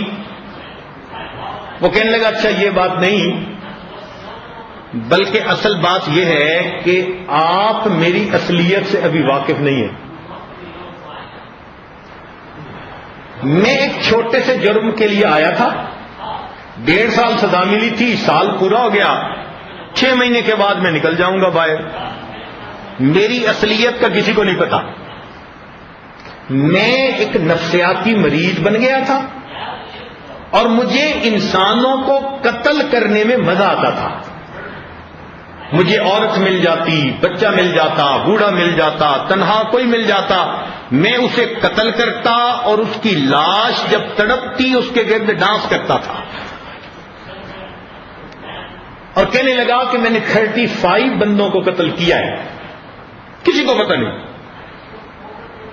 میں ایسا سخت دل بندہ تھا، ایسا حیوان تھا، یہ کام کرتا تھا انجوائے کرنے کی خاطر. ابھی تو کسی کو پتہ نہیں نا، میں 6 مہینے بعد نکل جاؤں گا. یہاں آیا ہوں تو آپ نے مجھے دین اسلام سکھایا، اللہ کا تصور پیش کیا، قیامت کا تصور پیش کیا کہ جو میں کر رہا ہوں مجھے اپنے ہر عمل کا قیامت کے دن اللہ کے سامنے جواب دینا پڑے گا. تو بات یہ ہے کہ اب میری حالت یہ ہو گئی ہے کہ میں کبھی جیل کے کمرے سے جب باہر نکلتا ہوں چند منٹ کے لیے پولیس کے سامنے، تو میں چلتے ہوئے پاؤں کی طرف دیکھتا ہوں کہ میرے پاؤں کے نیچے آ کے کوئی چیوٹی بھی نہ مرنے پائے. یہ دین اسلام کا حسن ہے کہ دین کے بغیر جو آدمی 35 بندوں کی جان ضائع کر چکا، جب اس کے اندر قیامت کا اللہ کا تصور آتا ہے، اب وہ چلتے ہوئے اس کا بھی خیال رکھتا ہے میرے پاؤں کے نیچے کوئی چیونٹی بھی آ کے نہ مرے. اس چیز کا کوئی نیمل بدل نہیں ہے. دنیا کے عقل والے لگا لے زور، اس کا کوئی نیمل بدل لا کر پیش کر دے. ایسی ٹھوس آئیڈیالوجی اسلام نے پیش کی ہے کہ جس کی وجہ سے فقط لوگوں کے درمیان انسان گناہوں سے نہیں بچتا، اپنی تنہائیوں میں بھی انسان اللہ سے ڈر کی وجہ سے بچ رہا ہوتا ہے. دہلی میں جب یہ پارٹیشن کا مسئلہ چلا تو فسادات ہوتے تھے. ایک لڑکی اپنے گھر سے نکلی، مغرب کے قریب کا وقت تھا کہ میں اپنی خالہ کے گھر چلی جاؤں، وہ ساتھ والی گلی میں تھی. تو محلے میں لڑکیاں چلی جاتی ہیں اکیلی. اللہ کی شان جب دوسری گلی میں مڑی تو آگے ادھر سے بھی ایک پارٹی آ گئی، شاید ہندوؤں کی تھی، اور ادھر سے مسلمانوں کی تھی، اور آپس میں ان کا لڑائی شروع ہو گئی. یہ درمیان میں اب اس نے اپنے آپ کو بچانے کے لیے جو دیکھا تو ایک چھوٹی سی مسجد تھی، اس کا دروازہ نظر آیا تو یہ مسجد کے اندر چلی گئی. دروازہ اس نے بند کر لیا کیونکہ محلے میں فساد ہو گیا تھا. تو اس دن تو باہر قدم بھی کوئی نہیں رکھ سکتا تھا، کرفیو کا سما تھا. اب نہ وہاں بجلی ہے نہ کچھ. تھوڑی دیر ہوئی تو ایک طالب علم جو دن میں مدرسے میں پڑھتا تھا اور رات کو اس مسجد کے اندر آ کر سوتا تھا، پہرا بھی ہو جاتا اور اس طالب علم کو کچھ پیمنٹ ہو جاتی تو اس کا گزارا بھی چلتا تھا. وہ طالب علم بھی آ گیا. اس نے آ کے پوچھا اس لڑکی سے کہ تو یہاں کہاں؟ اس نے کہا میں اس طرح آ رہی تھی تو لوگ لڑنے لگ گئے، خون گرا، لوگ مرے، میں تو ڈر گئی، میں باہر نہیں نکلنا چاہتی. مجھے دیکھ لیں گے تو پتہ نہیں مجھے نہ زندہ چھوڑیں گے، نہ میری جان بچے گی، نہ عزت بچے گی. اس لڑکی نے کہا کہ بھئی یہاں سے چلی جاؤ. چھوٹی سی مسجد، ایک ہی کمرہ تھا، میں نہیں کہیں جا سکتی. اب لڑکا بھی وہیں ہے، لڑکی بھی وہیں، دونوں جوان العمر ہیں. لڑکے نے آ کے چراغ جلایا جو رات کو جلا کے وہ رکھتا تھا، اور اپنی کتاب کھولی اور بیٹھ کر پڑھنے لگ گیا. اب ادھر لڑکا کتاب پڑھ رہا ہے اور یہ جوان العمر لڑکی چند فٹ کے فاصلے پہ ادھر بیٹھی ہوئی ہے. یہ لڑکی کبھی اس کی طرف دیکھتی تو یہ فیل کرتی کہ وہ نوجوان پڑھنے کے دوران اپنی انگلی جو تھی نا وہ دیے کی لو کے اوپر یوں لگاتا شعلے کے ساتھ، تو تکلیف ہوتی تو وہ اس کو یوں سہلاتا اور پھر تھوڑی دیر پڑھتا رہتا. پھر کچھ دیر کے بعد پھر دوسری انگلی کو جلاتا. اسی طرح فجر ہو گئی، نہ وہ سوئی نہ وہ سویا. جب ذرا اجالا ہوا تو طالب علم نے کہا کہ اللہ کی بندی یہاں سے چلی جا، محلے والا آ گیا تو وہ مجھے اس سے بھی نکال دے گا، اس کام سے بھی، تو میرا گزارا چل رہا ہے، میں علم پڑھ رہا ہوں. خیر لڑکی نے کہا کہ میں تو نہیں جاؤں گی، مجھے یہ بتا کہ تو رات کو کرتا کیا رہا ہے، تو اپنا ہاتھ کیوں جلاتا تھا؟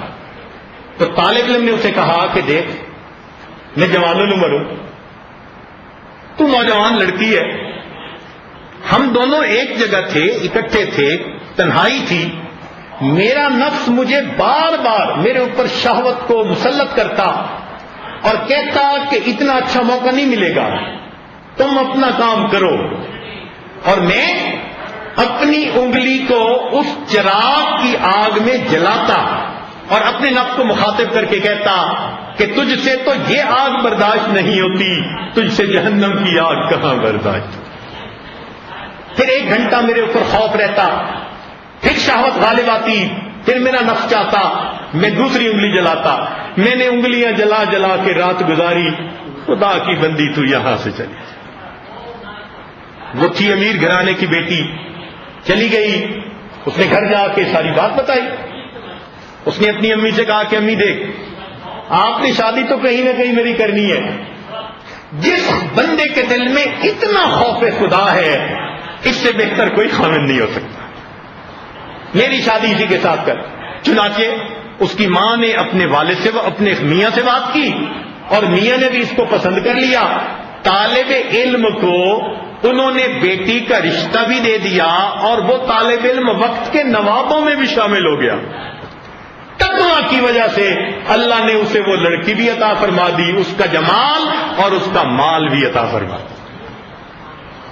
اگر خواہش پوری کرتا تو ذلت اٹھاتا، نفس کو سنبھال کے قابو کر کے رکھا تو عزت بھی ملی اور پوری دنیا میں، پوری دنیا کی زندگی میں اللہ نے نعمتیں بھی عطا فرمائی.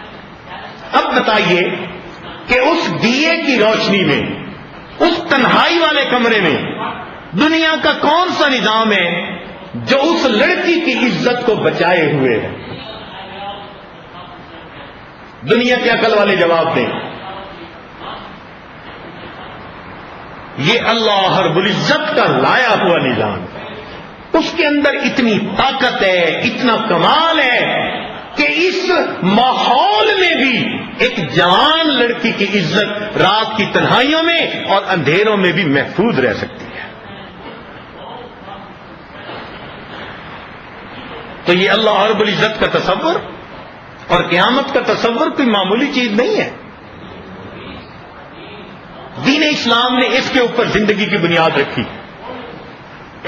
چنانچہ عقل والے لوگوں نے کہا کہ چونکہ انجوائے کرنے اس لیے اچھی طرح جیو اور اچھی طرح جینے دو، اور دین اسلام نے کہا کہ چونکہ قیامت کے دن حساب دینے اس لیے اچھی طرح مرو اور اچھی طرح مرنے دو. اب دیکھو دونوں نظام کا فرق کتنا ہے. ایک اس کوشش میں لگا ہوا ہے کہ میں مزے اڑا لوں، اور ایک اس کوشش میں لگا ہوا ہے میں اپنے رب کو منا لوں. چنانچہ اگر یہ دونوں نظام زندگی، یعنی عقل والا نظام زندگی اور دل والا نظام زندگی، اس کو ذرا کمپیئر کیا جائے نا تو اس کی چند موٹی موٹی باتیں میں آپ کے سامنے آج کہوں گا تاکہ دین اسلام کا حسن اور نکھر کے سامنے آ جائے. دین اسلام نے مرد عورت کو میاں بیوی کی زندگی سکھائی کہ بھائی تم اپنا گھر بناؤ، رہو، تمہاری اولاد ہوگی، تمہارا اپنا ایک چھوٹا سا گھر ہوگا جو تمہارے لیے ایک گلشن کی مانند ہوگا. لیکن مرد کو کہا کہ تم اس لڑکی کو اپنے لیے حلال کر سکتے ہو جب تمہارے پاس شرعی گواہ ہوں اور عورت کا مہر تم ادا کرو. اب دیکھو شریعت کا حسن، اس نے عورت کو پروٹیکشن دے دی نا کہ اگر گواہ نہ ہوتے تو یہ اس کے ساتھ اپنا معاملہ کرتا رہتا، اور جب بچہ ہوتا تو کہتا جی میرا تو نہیں، پتہ نہیں کس کا، میرا تو اس کے ساتھ تعلق ہی نہیں تھا.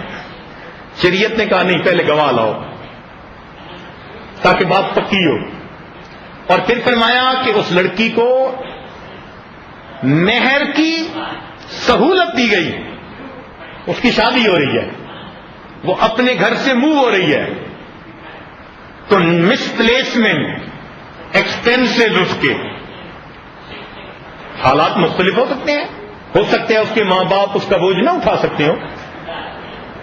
شریعت نے کہا کہ ہاں تم جو چاہو اپنا مہر رکھو، حتیٰ کہ احداہن قنطارا، اگر مال کا انبار بھی کوئی دے دے تو یہ بھی اس کا مہر ہو سکتا ہے.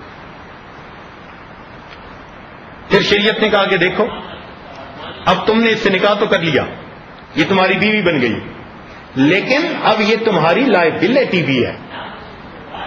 اب یہ نہیں کہ تم اس سے بس نفع اور فائدے اٹھاتے رہو، مزے اڑاتے رہو. اب تم جو خود کھاتے ہو اسے کھلاؤ گے، جس لیول کا پہنتے ہو اسے پہناؤ گے، اسے الگ جگہ لے کے دو گے.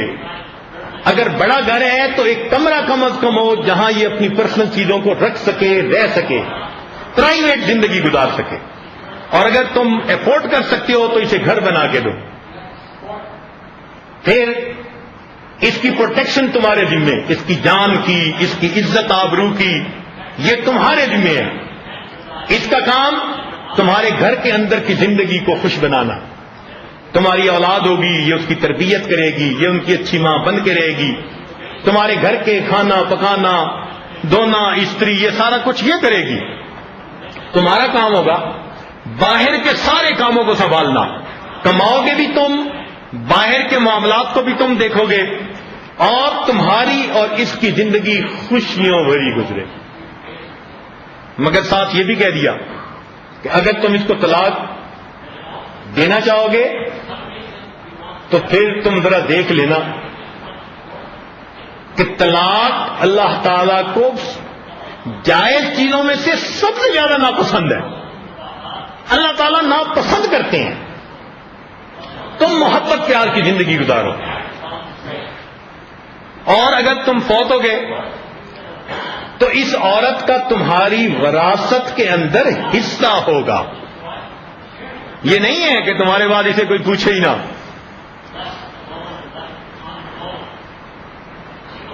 وَأَخَذْنَا مِنْكُمْ مِيثَاقًا غَلِيظًا، انہوں نے تمہارے ساتھ نکاح کیا، ایک پکا تم سے عہد لیا ہے، چنانچہ یہ تمہاری میراث کا حصے دار بنیں گی.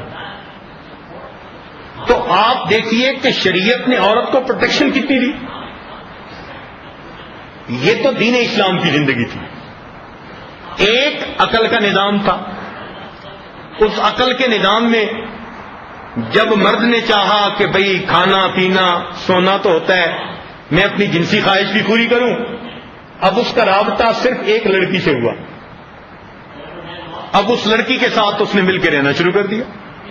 یہ وہاں شادی ہے. پہلے پھر بھی وہاں نکاح ہو جاتا تھا، لیکن چونکہ طلاق کی شرح 80% سے بھی اوپر ہو گئی تھی، اب لوگوں نے نکاح کرنا ہی چھوڑ دیا.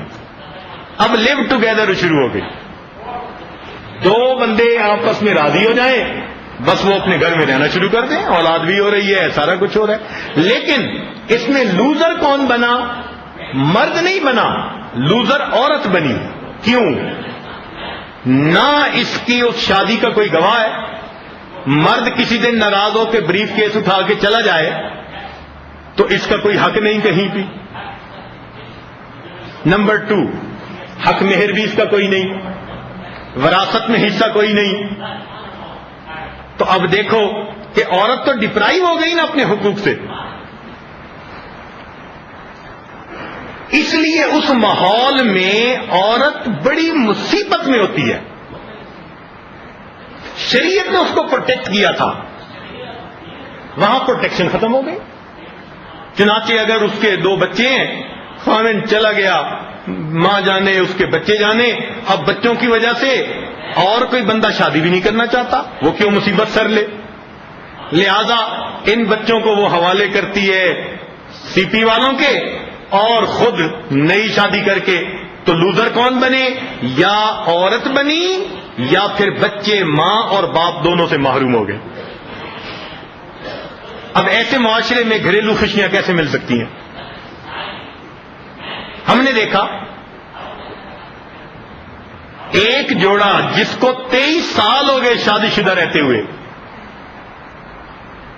ان کی یہ حالت تھی کہ خاوند کے پاس سگریٹ ختم ہو جاتی تو بیوی سے ادھار مانگتا، اور بیوی کے پاس ختم ہو جاتی تو خاوند سے ادھار مانگتی تھی، بعد میں خرید کے دینی پڑتی تھی. یہ میاں بیوی کا تعلق ہے. چنانچہ وہاں عورت نے اپنا مقام گرا دیا. مجھے ایک صاحب ملے، انجینئر تھے، ہم نے کسی ایک مشین پہ کام کرنا تھا.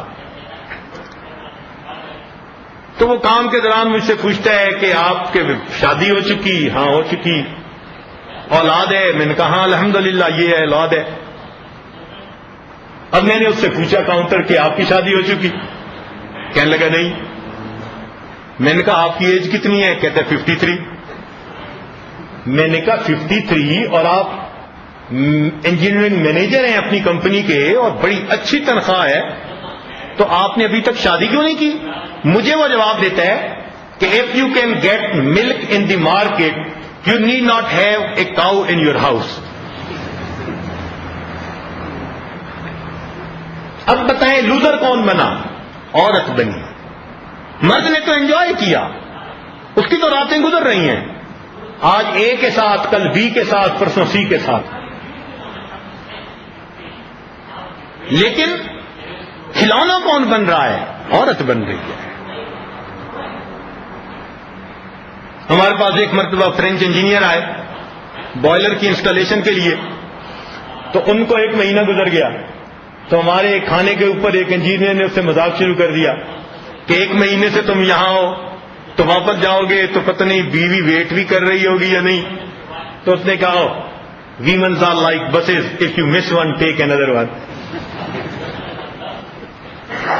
اب یہ لکھے پڑے لوگوں کی میں بات نقل کر رہا ہوں جو اس ماحول کے ریزنیبل، ریسپانسیبل سوسائٹی کے مینیجر رینک کے لوگ ہیں. اگر ان کی سوچ یہ ہے تو ڈاؤن دی لائن پھر عام ورکر کی یہ بندے کی سوچ کیا ہوگی؟ اس لیے وہاں ازدواجی زندگی میں کیسے خوشیاں ہو سکتی ہیں؟ ہمارے ہاں عورت کی جب شادی ہوتی ہے تو خاوند سوئی سے لے کے زندگی کے ہر ضرورت تک اس کی خود پوری کرتا ہے.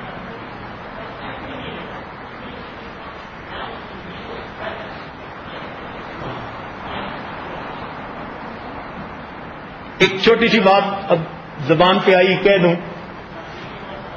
جب شادی ہوئی ساجد کی تو میں نے اپنی اہلیہ سے پہلی سیٹنگ میں یہ بات کہی کہ مجھ سے کوئی بھی بات کرنی ہو 100 دفعہ سوچنا کہ کروں یا نہ کروں.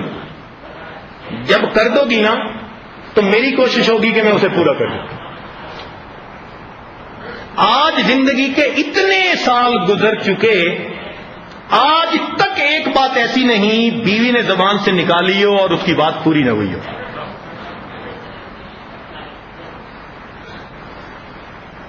ایک یہ زندگی ہے. عورت کتنی پرسکون ہوتی ہوگی. تو دین اسلام نے بھی ازدواجی زندگی کا ایک تصور پیش کیا اور عقل کے نظام نے بھی اپنی خواہش پوری کرنے کا ایک تصور دیا. اس نے کہا کہ ہاں بس روز تمہارے لیے کلب کے دروازے کھلے ہیں، تم جاؤ، کوئی نہ کوئی نیا بندہ تمہارے انتظار میں ہوگا۔ تو شیئر تو انسان کسی کے ساتھ نہ کر سکا نا، اس لیے جوانی تو ان ملکوں میں خوب مستیاں اڑاتے گزر جاتی ہے، جتنا بڑھاپا وہاں کا خراب ہوتا ہے، اللہ کا عذاب ہوتا ہے بڑھاپا وہاں۔ اس لیے بوڑھوں کے الگ گھر بنائے گئے، 200 بوڑھے، 300 بوڑھی عورتیں اولڈ ایج ہاؤس میں رہتی ہیں۔ ہمارے ایک نوجوان تھا، وہ اس نے سیکیورٹی میں کہیں نوکری کر لی اور اولڈ ایج ہاؤس میں اس کو بھیج دیا۔ اس نے جو اتنے بوڑھوں مردوں کو دیکھا، 2 دن تک اس کے دماغ پہ اثر رہا۔ کہتا تھا حضرت میں وہ منظر نہیں بھول سکتا بوڑھوں کا، میں وہاں جا نہیں سکتا، بڑھاپے وہاں زندگی گزر۔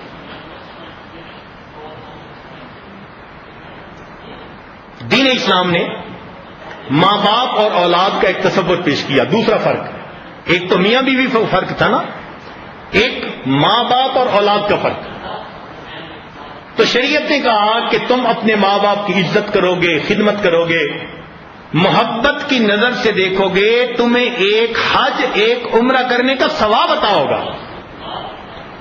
مگر اس ماحول میں قانون بن گیا کہ اگر لڑکی 16 سال سے عمر زیادہ ہو گئی، لڑکے کی 18 سال سے زیادہ ہو گئی، تو ماں باپ ان کے لیے کوئی لائبلٹی، لہذا بچے گھر سے چلے جاتے ہیں، بوڑھے ماں باپ جانے، ان کا کام جانے۔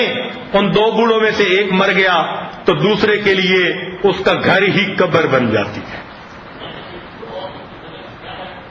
اتنا پریشان ہوتے ہیں ماں باپ اپنی اولاد سے کہ اب وہ چاہتے ہیں کہ ہماری اولاد ہو ہی نہ۔ ہم ایک مرتبہ آسٹریلیا سے سنگاپور کی فلائٹ پہ واپس آ رہے تھے، تو بالکل قریب والی سیٹ پہ ایک شادی شدہ جوڑا آ گیا۔ تو ایک مسلمان لڑکا ساتھ والی میری سیٹ پر بیٹھا تھا، اس نے ان سے ذرا سلام دعا بات چیت شروع کر دی، انہوں نے بھی اس سے بات چیت شروع کر دی۔ تو کچھ دیر کے بعد اس نے ان سے کوشچن کیا کہ آپ لوگوں کی شادی ہوئی ہے، تو آپ لوگوں کا اپنی ازدواجی زندگی کے بارے میں کیا تصور ہے؟ آپ لوگ 1 بچہ پسند کرتے ہیں، 2 پسند کرتے ہیں، یا کیا کرتے ہیں؟ تو انہوں نے آگے سے جواب دیا کہ ہم نے ڈیسائیڈ کیا ہے کہ ہم کوئی بچہ بھی نہیں ہونے دیں گے۔ تو اس نے حیران ہو کے پوچھا کہ کیوں 1 بچہ بھی نہیں ہونے دیں گے؟ تو آگے سے ان دونوں نے جواب دیا کہ بچے بے وفا ہوتے ہیں، ہم نے سوچا ہے ہم ایک کتا پالیں گے، وہ وفادار ہوتا ہے، وہ پوری زندگی ہمارے ساتھ ہمارے گھر میں رہے گا۔ ماں باپ کا تعلق وہاں یہ بنا کہ ماں باپ نے اولاد ہونے کی بجائے کتے کو گھر میں رکھنا پسند کر لیا۔ آج کتوں کے نام پہ جائیدادیں کر کے جاتے ہیں، کتوں پہ اس طرح خرچ کرتے ہیں جس طرح اولاد پہ کوئی خرچ کر رہا ہوتا ہے۔ ایسے ماحول میں کیا کوئی آدمی سکون کی زندگی گزار سکتا ہے؟ ایک ہمارا ماحول ہے، ماں باپ بوڑھے ہوتے چلے جاتے ہیں، ان کی عزت بڑھتی چلی جاتی ہے۔ نیک گھروں کے اندر ماں باپ کا وجود برکت ہوتا ہے۔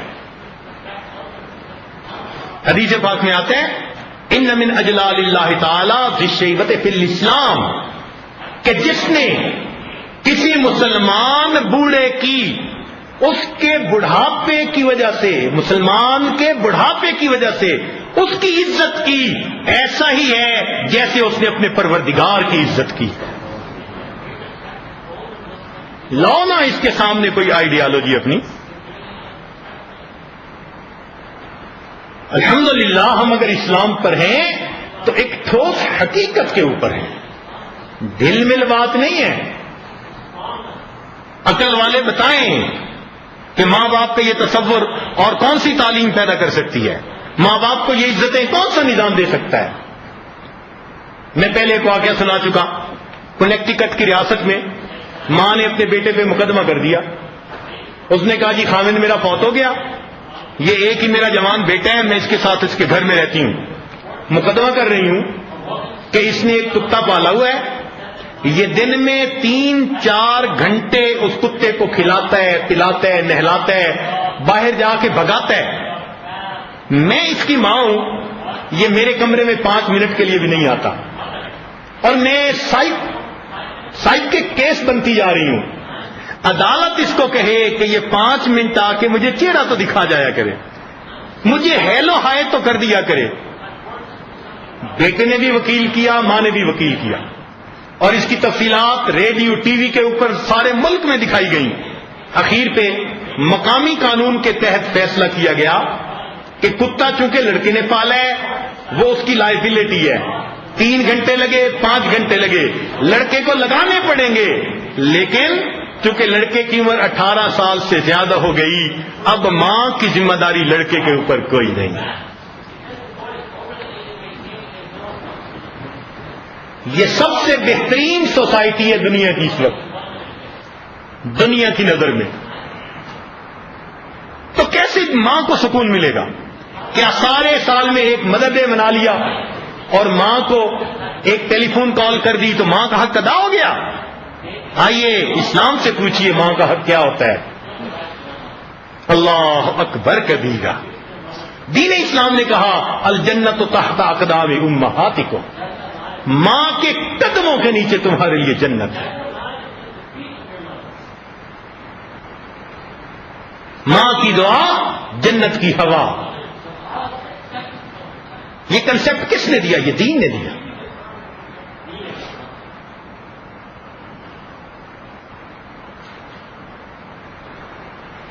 چنانچہ ایک چوتھا فرق کہ اس عقل کے نظام کے اندر تمام اسباب زنا کو جائز قرار دے دیا گیا. مثال کے طور پر موسیقی جائز, ڈانسنگ جائز, شراب جائز, مرد عورت کا آپس میں دوستانہ اختلاط سب جائز.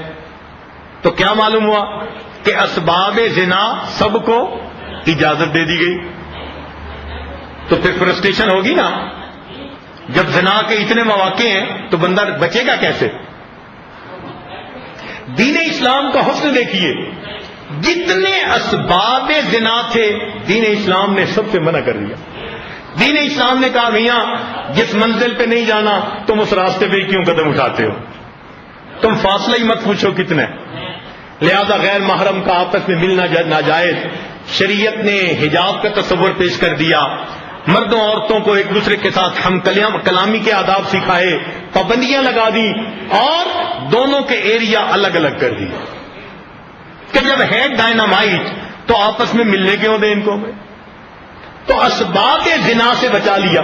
لہذا پاک دامنی کی زندگی گزارنا اسلامی معاشرے کے اندر انسان کے لیے آسان. آج تو چونکہ بے پردگی ہے نا, اس لیے ہمیں مشکل پیش آتی ہے. جہاں اسلامی ماحول تھا وہاں اتنی پاک دامنی کا ماحول تھا کہ امام اعظم ابو حنیفہ رحمت اللہ علیہ کے پاس ایک نوجوان آیا اور آ کر کہنے لگا حضرت مرد اور عورت کے پوشیدہ اعضاء میں کیا فرق ہوتا ہے؟ مجھے نہیں پتا, آپ مجھے بتا دیجئے. اللہ اکبر کبیر.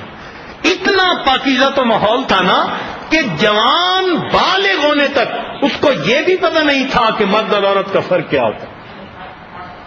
پتہ چلتا تھا جب نکاح ہوتا تھا اور انسان اپنی زندگی شروع کر دیتا. اور آج تو اسکول کی دوسری کلاس سے وہاں سیکس کی ایجوکیشن شروع کر دیتے. بچے ماں سے آ کے پوچھتے ہیں امی آپ فلاں چیز استعمال کرتی ہیں یا نہیں کرتی؟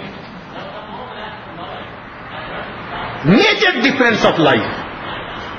یہ بے حیائی کا ماحول جو انسان کو کہتے ہیں شائنس از سکنس, یہ حیا کا ماحول. الحیاء شعبۃ من الایمان. یہ دین اسلام کا حسن دیکھیے, کیا انسانوں کو پاکیزہ زندگی گزارنے کی توفیق. چنانچہ یمن سے عورت چلتی ہے اور مدینہ طیبہ پہنچتی ہے, اکیلی تھی, جوان تھی, مال اس کے پاس تھا, کہیں راتوں میں رہی ہوگی, 15-20 میل چلتی ہوگی سارا دن, کیا ہوگا اس سے زیادہ. اور یہ تو سینکڑوں میل تھے, مہینہ سے زیادہ. کبھی اس گاؤں میں رہی, کبھی راستے میں, اکیلی بھی غلطی ہوگی. عمر لانو نے جب اس کو بلا کے پوچھا کہ تو کیوں اکیلی چلی, اس نے عذر بتایا. فرمایا بتا کہ تیرے تاثرات کیا ہیں؟ تو اکیلی جوان عورت اپنے مال, عزت, جان, ہر چیز کے ساتھ آئی, تو نے لوگوں کو کیسے پایا؟ کہنے لگی امیر المومنین اللہ کی قسم کھا کر کہتی ہوں مجھے یمن سے لے کے مدینہ تک ایک ماں کی اولاد بستی نظر آتی.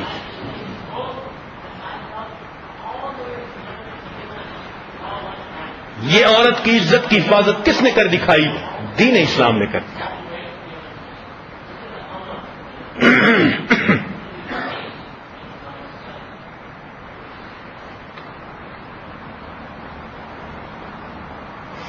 چنانچہ عقل کے نظام نے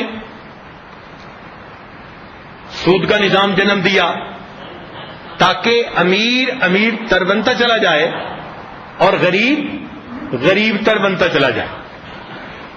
پلاسٹک منی، بینکنگ کا نظام، کارڈ کا ایسا سلسلہ شروع کیا، کریڈٹ کارڈ. ایسا بندہ پھنستا ہے اس مصیبت میں کہ مہینے کے 18 دن تو کریڈٹ کارڈ کو پے کرنے کے لیے کام کرنا پڑتا ہے اور باقی 12 دن وہ اپنے لیے کام کرتا ہے.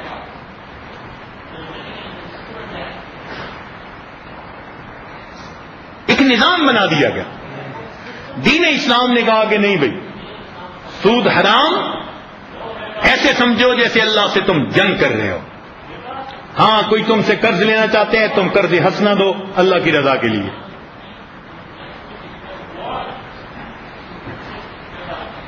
اور دین اسلام نے کہا کہ تم اگر قرض دو اور اس کو تھوڑی ڈھیل دو گے کہ وہ آسانی سے پے کر سکے، اس کے بدلے اللہ تعالیٰ قیامت کے حساب میں تمہیں ڈھیل عطا فرمائے.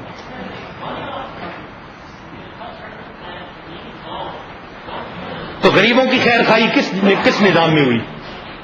اسلام کے نظام میں. دین اسلام نے خیر خواہی کا تصور دیا. فرمایا الدین النصیحہ، دین خیر خواہی ہے. فرمایا کہ جو خیر خواہی کا کام ہے وہی دین ہے اور جو دین کا کام ہے وہی خیر خواہی ہے. مومن ہمیشہ خیر خواہ ہوتا ہے، لہذا جو بدخواہ ہے فرمایا اور دین سے اس کا کوئی واسطہ ہی نہیں. اب ہر ایک کا خیر خواہ، مسلمان کا بھی خیر خواہ، کافر کا بھی خیر خواہ، انسان کا بھی خیر خواہ، جانور کا بھی خیر خواہ، ہر کسی کی خیر خواہی.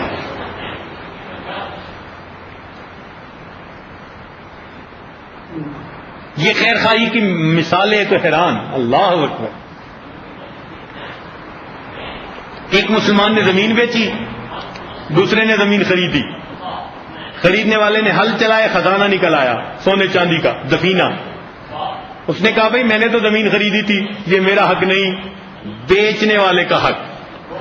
بیچنے والے نے کہا میاں جب زمین بیچ دی تو زمین سے جو نفع نکلے گا وہ میرا حق نہیں، وہ اب تمہارا حق ہے. اب یہ کہتے ہیں میرا حق نہیں، وہ کہتے ہیں میرا حق نہیں. نہ وہ لینے کو تیار نہ وہ لینے کو تیار. مقدمہ آ گیا عمر اللہ عنہ کی عدالت میں. آج مقدمے آتے ہیں جی یہ میرا حق ہے، میں اپنے حق کی خاطر خون کا آخری قطرہ بہا دوں گا. اور یہ دین اسلام میں مقدمہ آ رہا ہے. ایک کہتے ہیں جی یہ اس کا حق ہے، وہ کہتے ہیں نہیں جی یہ اس کا حق ہے. اب جج بھی حیران، فیصلہ کیا کرے. تو بھئی یہ مقابلانوں کو فیصلے کے لیے کہا گیا. اللہ نے ان کو سمجھ بھی عجیب دی تھی. انہوں نے دونوں سے حالات پوچھ کے کہا بھئی ذرا گھر کے حالات بتاؤ. پتہ چلا ان کے ہاں بیٹا جوان، ان کے ہاں بیٹی جوان. انہوں نے کہا میرا مشورہ یہ ہے کہ لڑکے اور لڑکی کا آپس میں نکاح کر دیا جائے اور حق مہر میں ان کو یہ خزانہ دے دیا جائے. کیا خیر خواہی کا دور ہوگا. بہلی رضی اللہ تعالیٰ نے صحابی ہیں، گھوڑا خریدتے ہیں. جب گھر لے کے آئے تو گھوڑا خریدا انہوں نے 3000 درہم میں. اگلے دن ان کے دوستوں نے دیکھا تو دوستوں نے کہا یار تجھے بڑی اچھی ڈیل مل گئی، لگتا تو یہ 4000 کا ہے. وہ شام کو گئے اور اس کے اونر کو جا کے 1000 اور پے کرنے لگے، جی یہ لے لو. اس نے کہا کیوں بھائی؟ کہنے لگے بھائی تجھے اپنی چیز کی ویلیو کا پتہ نہیں تھا. جو تھرڈ پارٹی نے اسیسمنٹ کی ہے وہ 4000 ہے. تمہاری خیر خواہی میں کروں گا چونکہ میں مومن ہوں، لہذا میں تمہیں 1000 دینار یا درہم اور دینے کے لیے آیا. ماشاءاللہ، ایسی خرید و فروخت دنیا دکھا سکتی ہے؟ اتنی خیر خواہی، اللہ اکبر کبیرہ۔ امام اعظم رحمۃ اللہ علیہ نعمان ابتدائی جوانی میں تجارت کرتے تھے۔ ایک دن عصر کے وقت دکان بند کر کے آ رہے ہیں، ایک آدمی نے کہا نعمان آج جلدی دکان بند کر دی؟ کہنے لگے ہاں۔ کیا وجہ؟ کہنے لگی کہ میری کپڑے کی دکان ہے اور آپ دیکھ رہے ہیں کہ آج آسمان پہ بادل ہیں۔ اس نے کہا بادل کا کیا تعلق دکان کے ساتھ؟ کہنے لگے کہ جب آسمان پہ بادل ہو اور روشنی پوری نہ ہو تو گاہک کو کپڑے کی کوالٹی کا پتہ نہیں چلتا صحیح۔ میں نے دکان بند کر دی کہیں کم کوالٹی کے کپڑے کو کوئی قیمتی سمجھ کے مجھ سے دھوکہ کھا کے دکاندار سے یعنی کپڑا نہ خرید جائے۔ اللہ، ایسا دکاندار جو گاہکوں کی ایسی خیر خواہی۔ امام صاحب کے پاس ایک تھان آیا کپڑے کا اور اس پہ کوئی بنانے کا مینوفیکچرنگ ڈیفیکٹ تھا۔ انہوں نے اپنے غلام کو بتا دیا کہ بھائی اگر کوئی لینے آئے نا پہلے ڈیفیکٹ دکھانا، پھر وہ قیمت لگائے گا تو اسے بیچ دینا۔ ایک دن آئے تو وہ تھان نہیں تھا، پوچھا کہ بتاؤ بھائی کیا بنا؟ اللہ اکبر، اللہ اکبر۔ اس نے کہا جی میں بھول گیا۔ اور اللہ کے بندے کس نے خریدا؟ جی اس رنگ کے کپڑے پہنے ہوئے تھے، ایسا نوجوان تھا، ادھر کو گیا تھا۔ امام صاحب نے جو اس نے پیسے پے کیے تھے وہ لیے اور اس کے پیچھے چل پڑے۔ گلی میں چلتے چلتے چلتے شہر کے کنارے پر نا ایک جوہر سا تھا، اس کے کنارے سے وہ گزر رہا تھا لڑکا آدمی، اس کو جا کے ٹھہرایا، بھائی معاف کر دینا وہ میرا کام کرنے والا بندہ بھول گیا، اس کو بتانا یاد نہیں رہا، اس میں ایک ڈیفیکٹ تھا، میں نے کہا تھا بتانا مگر وہ نہ بتا سکا اور آپ نے اس کو خرید لیا۔ آپ برائے مہربانی اپنے پیسے لے لیں اور میرا تھان واپس کر دیں یا ری اسیسمنٹ کر کے اس کی نئی قیمت دے دیں۔ اس نے کہا کہ پیسے لائے۔ امام صاحب نے پیسے دیے، اس نے لے کے پانی میں ڈال دیے۔ امام صاحب حیران، یہ کیا کیا؟ وہ کہنے لگا کہ دیکھیں یہ آپ کی امانت کی برکت ہے، میں دھوکے باز آدمی تھا اور میں کھوٹے سکے لے کر گیا تھا، آپ کے غلام کو کھوٹے سکے دے کے یہ کپڑا خرید کے لا رہا تھا، اب آپ نے جب حقیقت بتائی کھوٹے سکے میں نے پانی میں ڈالے، اب میں اپنی جیب سے سچے سکے نکال کے آپ کو پیمنٹ کر رہا ہوں۔ یہ دکانداری تھی اس وقت۔ تو یہ خیر خواہی کس نے سکھائی؟ یہ دین نے سکھائی۔ اب اس عقل کے ماحول میں جو بندہ ایک دفعہ چیز خرید لیتا ہے وہ جائے خصمن کھائے،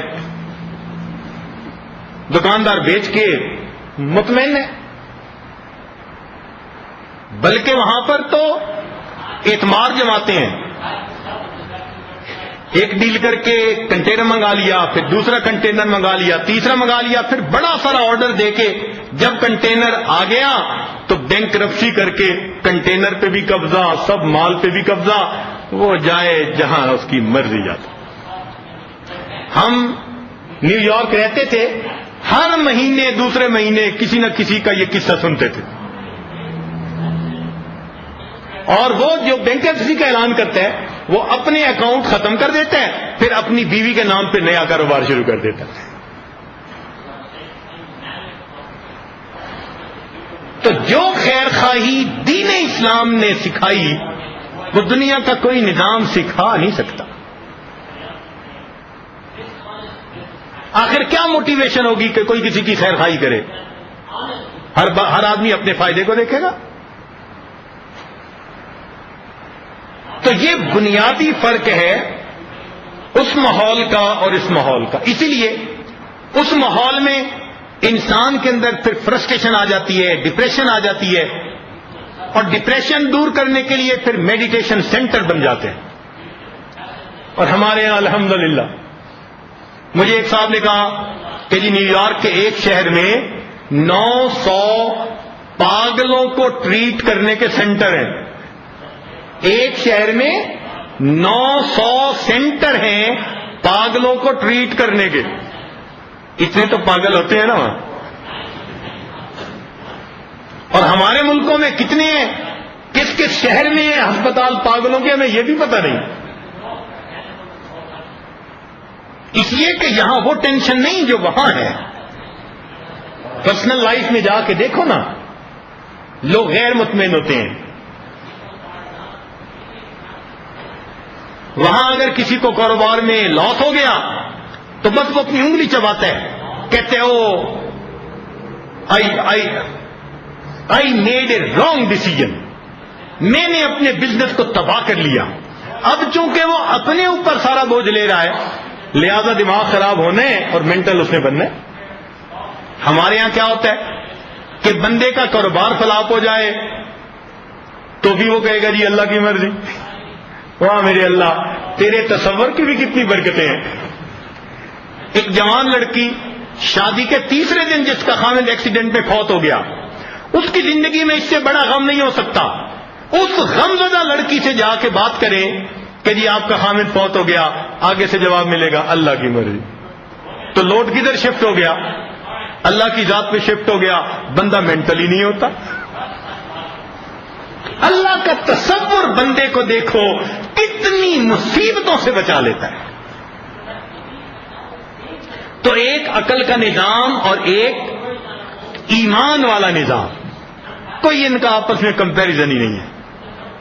میں نے تو ابھی 5-10 پوائنٹ اور بھی لکھے تھے لیکن کافی وقت ہو چکا, تو اب میں اس کو سمرائز کرتا ہوں, ذرا توجہ سے سنیے گا. اگر نفس غالب ہو تو یہ حیوانی زندگی, زمانے جاہلیت والی زندگی. اگر عقل غالب ہو تو یہ شہوانی زندگی. اس میں انسان خوب ترقی کرتا ہے, مال کماتا ہے, ایڈوانسمنٹ کرتا ہے, معاشرہ بناتا ہے, قوانین بناتا ہے, لوگوں کو کیمرے پولیس کے ذریعے جکڑنے کی کوشش کرتا ہے. مگر ان کے دلوں میں جو اللہ کے تصور سے گناہ سے نفرت ہونی تھی وہ تو نہیں ہو سکتی. لہذا گناہوں کے جائز راستے نکال دیے انہوں نے,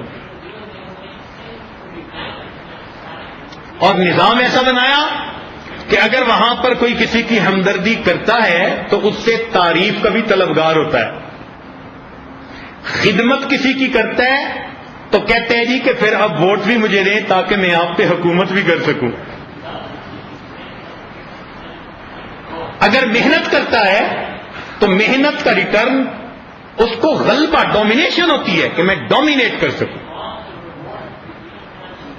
تو ایک یہ نظام ہے. اور ایک تیسرا نظام ہے جو ایمانیات کا نظام ہے, ایمانی زندگی کا نظام ہے, جو انبیاء کرام نے آ کر پیش کیا. اس نظام کے اندر زندگی گزارنے کا اتنا خوبصورت تصور ہے کہ جو انسان شریعت و سنت کے اوپر چلے وہ دنیا میں بھی پرسکون زندگی گزارے اور اللہ تعالیٰ کے سامنے بھی سرخروئی پا جائے. یہ ایمانیات کا نظام ہے. لہذا ہمیں اللہ رب العزت نے کتنی نعمت عطا فرمائی کہ یہ ایمانیات کا نظام عطا فرما کر اس کے مطابق زندگی گزارنے کی توفیق عطا فرمائی. اس لیے اپنے دل میں اسلام سے اتنی محبت کریں, اتنی محبت کریں دیوانگی کی حد تک, دل سے نکلے کہ واقعی اسلام ہی وہ طرز زندگی ہے جس نے ہمیں دنیا کی مصیبتوں سے بھی محفوظ کر لیا اور آخرت کے عذابوں سے بھی بچا لیا. یہ فطرت کا نظام ہے, انسان کے لیے کامیابی کا لمبردار ہے. محبت کا نظام, ہمدردی کا نظام, محبتیں سکھاتا ہے, پیار سے اخوت سے رہنا سکھاتا ہے. انما المؤمنون اخوۃ, بھائی چارے کا نظام. انسان کو امانت دیانت سکھاتا ہے, یہاں تک سکھاتا ہے. توجہ کریں, میں ایک آدھ واقعہ سنا کے بات مکمل کروں. حضرت علی لانو آتے ہیں عمر لانو سے ملنے کے لیے, اور عمر لانو اپنے نظام خلافت کا کچھ کام بیٹھے کر رہے ہیں، چراغ جل رہا ہے. جب علی لانو آئے تو سلام ہوا، بیٹھ گئے.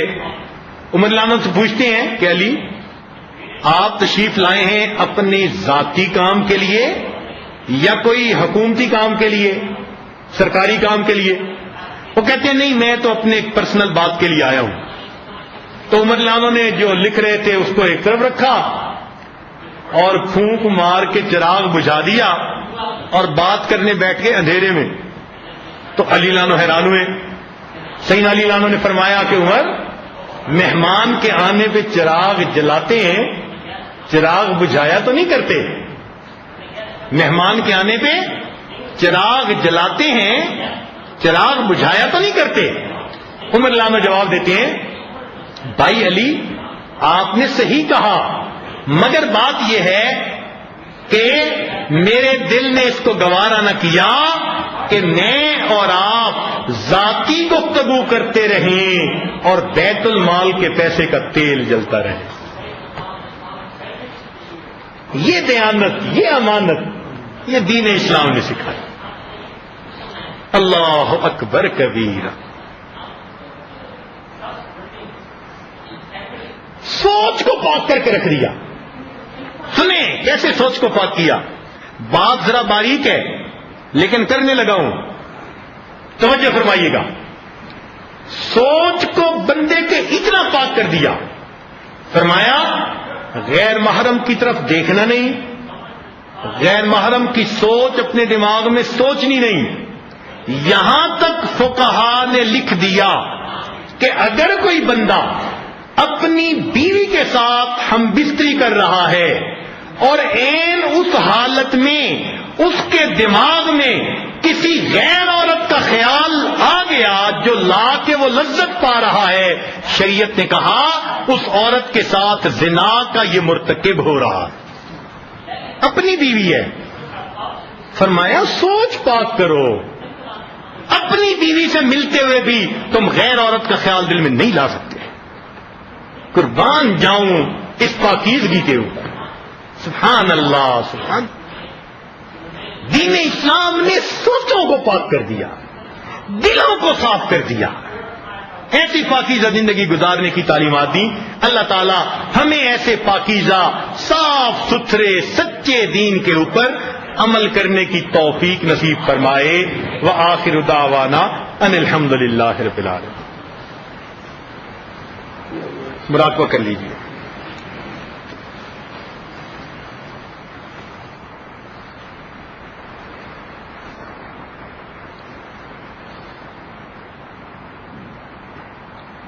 لا الہ الا اللہ محمد رسول اللہ. دعا کر لیجیے. سبحان ربی الاعلی وہاب اللہم صلی علی سیدنا محمد وعلی آل سیدنا محمد وبارک وسلم. اے مالک، ہم آپ کے عاجز مسکین بندے ہیں، ہمارے گناہوں کو معاف فرما، خطاؤں سے درگزر فرما، عیبوں کی پردہ پوشی فرما. رب کریم ہمارے ساتھ درگزر کا معاملہ فرما. اے اللہ ہمیں دین اسلام کے مطابق پوری زندگی گزارنے کی توفیق عطا فرما. اس راستے میں جو رکاوٹیں ہیں ان کو دور فرما. میرے مولا، آپ نے ہمیں یہ اتنی بڑی نعمت عطا فرمائی، ہم اس پر آپ کے شکر گزار ہیں. اللہ اب پوری زندگی اس کے ساتھ لگے رہنے کی توفیق عطا فرمائیے اور موت کے وقت ایمان کے ساتھ دنیا سے جانے کی توفیق عطا فرمائیے. قیامت کے دن کی رسوائی سے محفوظ فرما لیجیے. اللہ ہمارے گناہوں کو معاف کر دیجیے. اے اللہ ہم نے جو کام شریعت کے خلاف کیا، جب بھی کیا، آج اس سے معافی مانگتے ہیں. اے اللہ ہمارے گناہوں کو معاف فرما دیجیے. ہمیں آئندہ پاک دامنی اور پاکیزگی کی زندگی عطا فرما دیجیے، خیر خواہی کی زندگی عطا فرما دیجیے. رب کریم ہمیں اچھا انسان بنا دیجیے، اچھا مومن مسلمان بنا دیجیے. رب کریم ہمارے دلوں کو ایمان سے بھر دیجیے، دلوں کو نور سے بھر دیجیے، شرح صدر عطا فرما دیجیے. رب کریم ہمارے ساتھ درگزر کا معاملہ فرمائیے. اے اللہ جتنے بھی لوگ دعاؤں پر آمین کہہ رہے ہیں، سب کے دلوں کی نیک مرادیں پوری فرما دیجیے. اے اللہ رمضان شریف کی راتیں گزرتی جا رہی ہیں، 25ویں کی رات ہے. میرے مولا ہر رات میں آپ جہنمیوں کو جہنم سے بری کرتے ہیں. اے رب کریم آج کی رات ہمیں بری فرما دیجیے، اللہ آج کی رات ہمیں بری فرما دیجیے، میرے مولا ہمیں جہنم سے بری فرما دیجیے اور ہمیں اپنی پسندیدہ جگہ جنت عطا فرما دیجیے۔ رب کریم ہمیں محروم نہ فرمائیے، ہمارے ساتھ درگزر کا معاملہ فرمائیے، اے اللہ کرم کے فیصلے فرمائیے۔ اللہ اندھا مانگنے والا لوگوں کے گھروں سے مانگتا مانگتا مسجد کے دروازے پر جا پہنچا تھا، آواز نہ آئی، کہنے لگا کس بخیل کا گھر ہے؟ کسی نے کہا یہ تو اللہ کا گھر ہے۔ اس نے کشکول توڑ دیا کہ اگر میں اللہ کے دروازے پہ آ پہنچا آج کے بعد میں کسی اور دروازے سے نہیں مانگوں گا۔ میرے مولا ہم بھی تو آپ کے دروازے پہ آ پہنچے ہیں، اے اللہ بندے فقیر کی طرح اب ہم آپ ہی کے دروازے سے مانگنا چاہتے ہیں، ہمیں کسی اور دروازے پہ نہ جانے دینا۔ اے اللہ جس طرح آپ نے ہمارے سروں کو غیر کے سامنے جھکنے سے روک لیا، ہمارے ہاتھوں کو غیر کے سامنے پھیلنے سے روک دیجیے، برکت والا رزق عطا فرما دیجیے۔ اے اللہ ہمیں نیکی کی زندگی عطا فرمائیے۔ جن دوستوں نے دعاؤں کے لیے کہا اللہ ان کی نیک مرادوں کو پورا فرما دیجیے۔ اے اللہ جو خدمت کے احباب ہیں، راتوں کو جاگتے ہیں اور ان مہمانوں کی خدمت کرتے ہیں، اللہ ان کو بھی نیک بندوں میں، اپنے مقرب بندوں میں شامل فرما لیجیے اور ان کے گھروں کے اندر پرسکون زندگیاں عطا فرما دیجیے اور ان کی نیک مرادوں کو پورا فرما دیجیے۔ صلی اللہ تعالی علی حبیبہ سیدنا محمد و آلہ و اصحابہ اجمعین برحمتک یا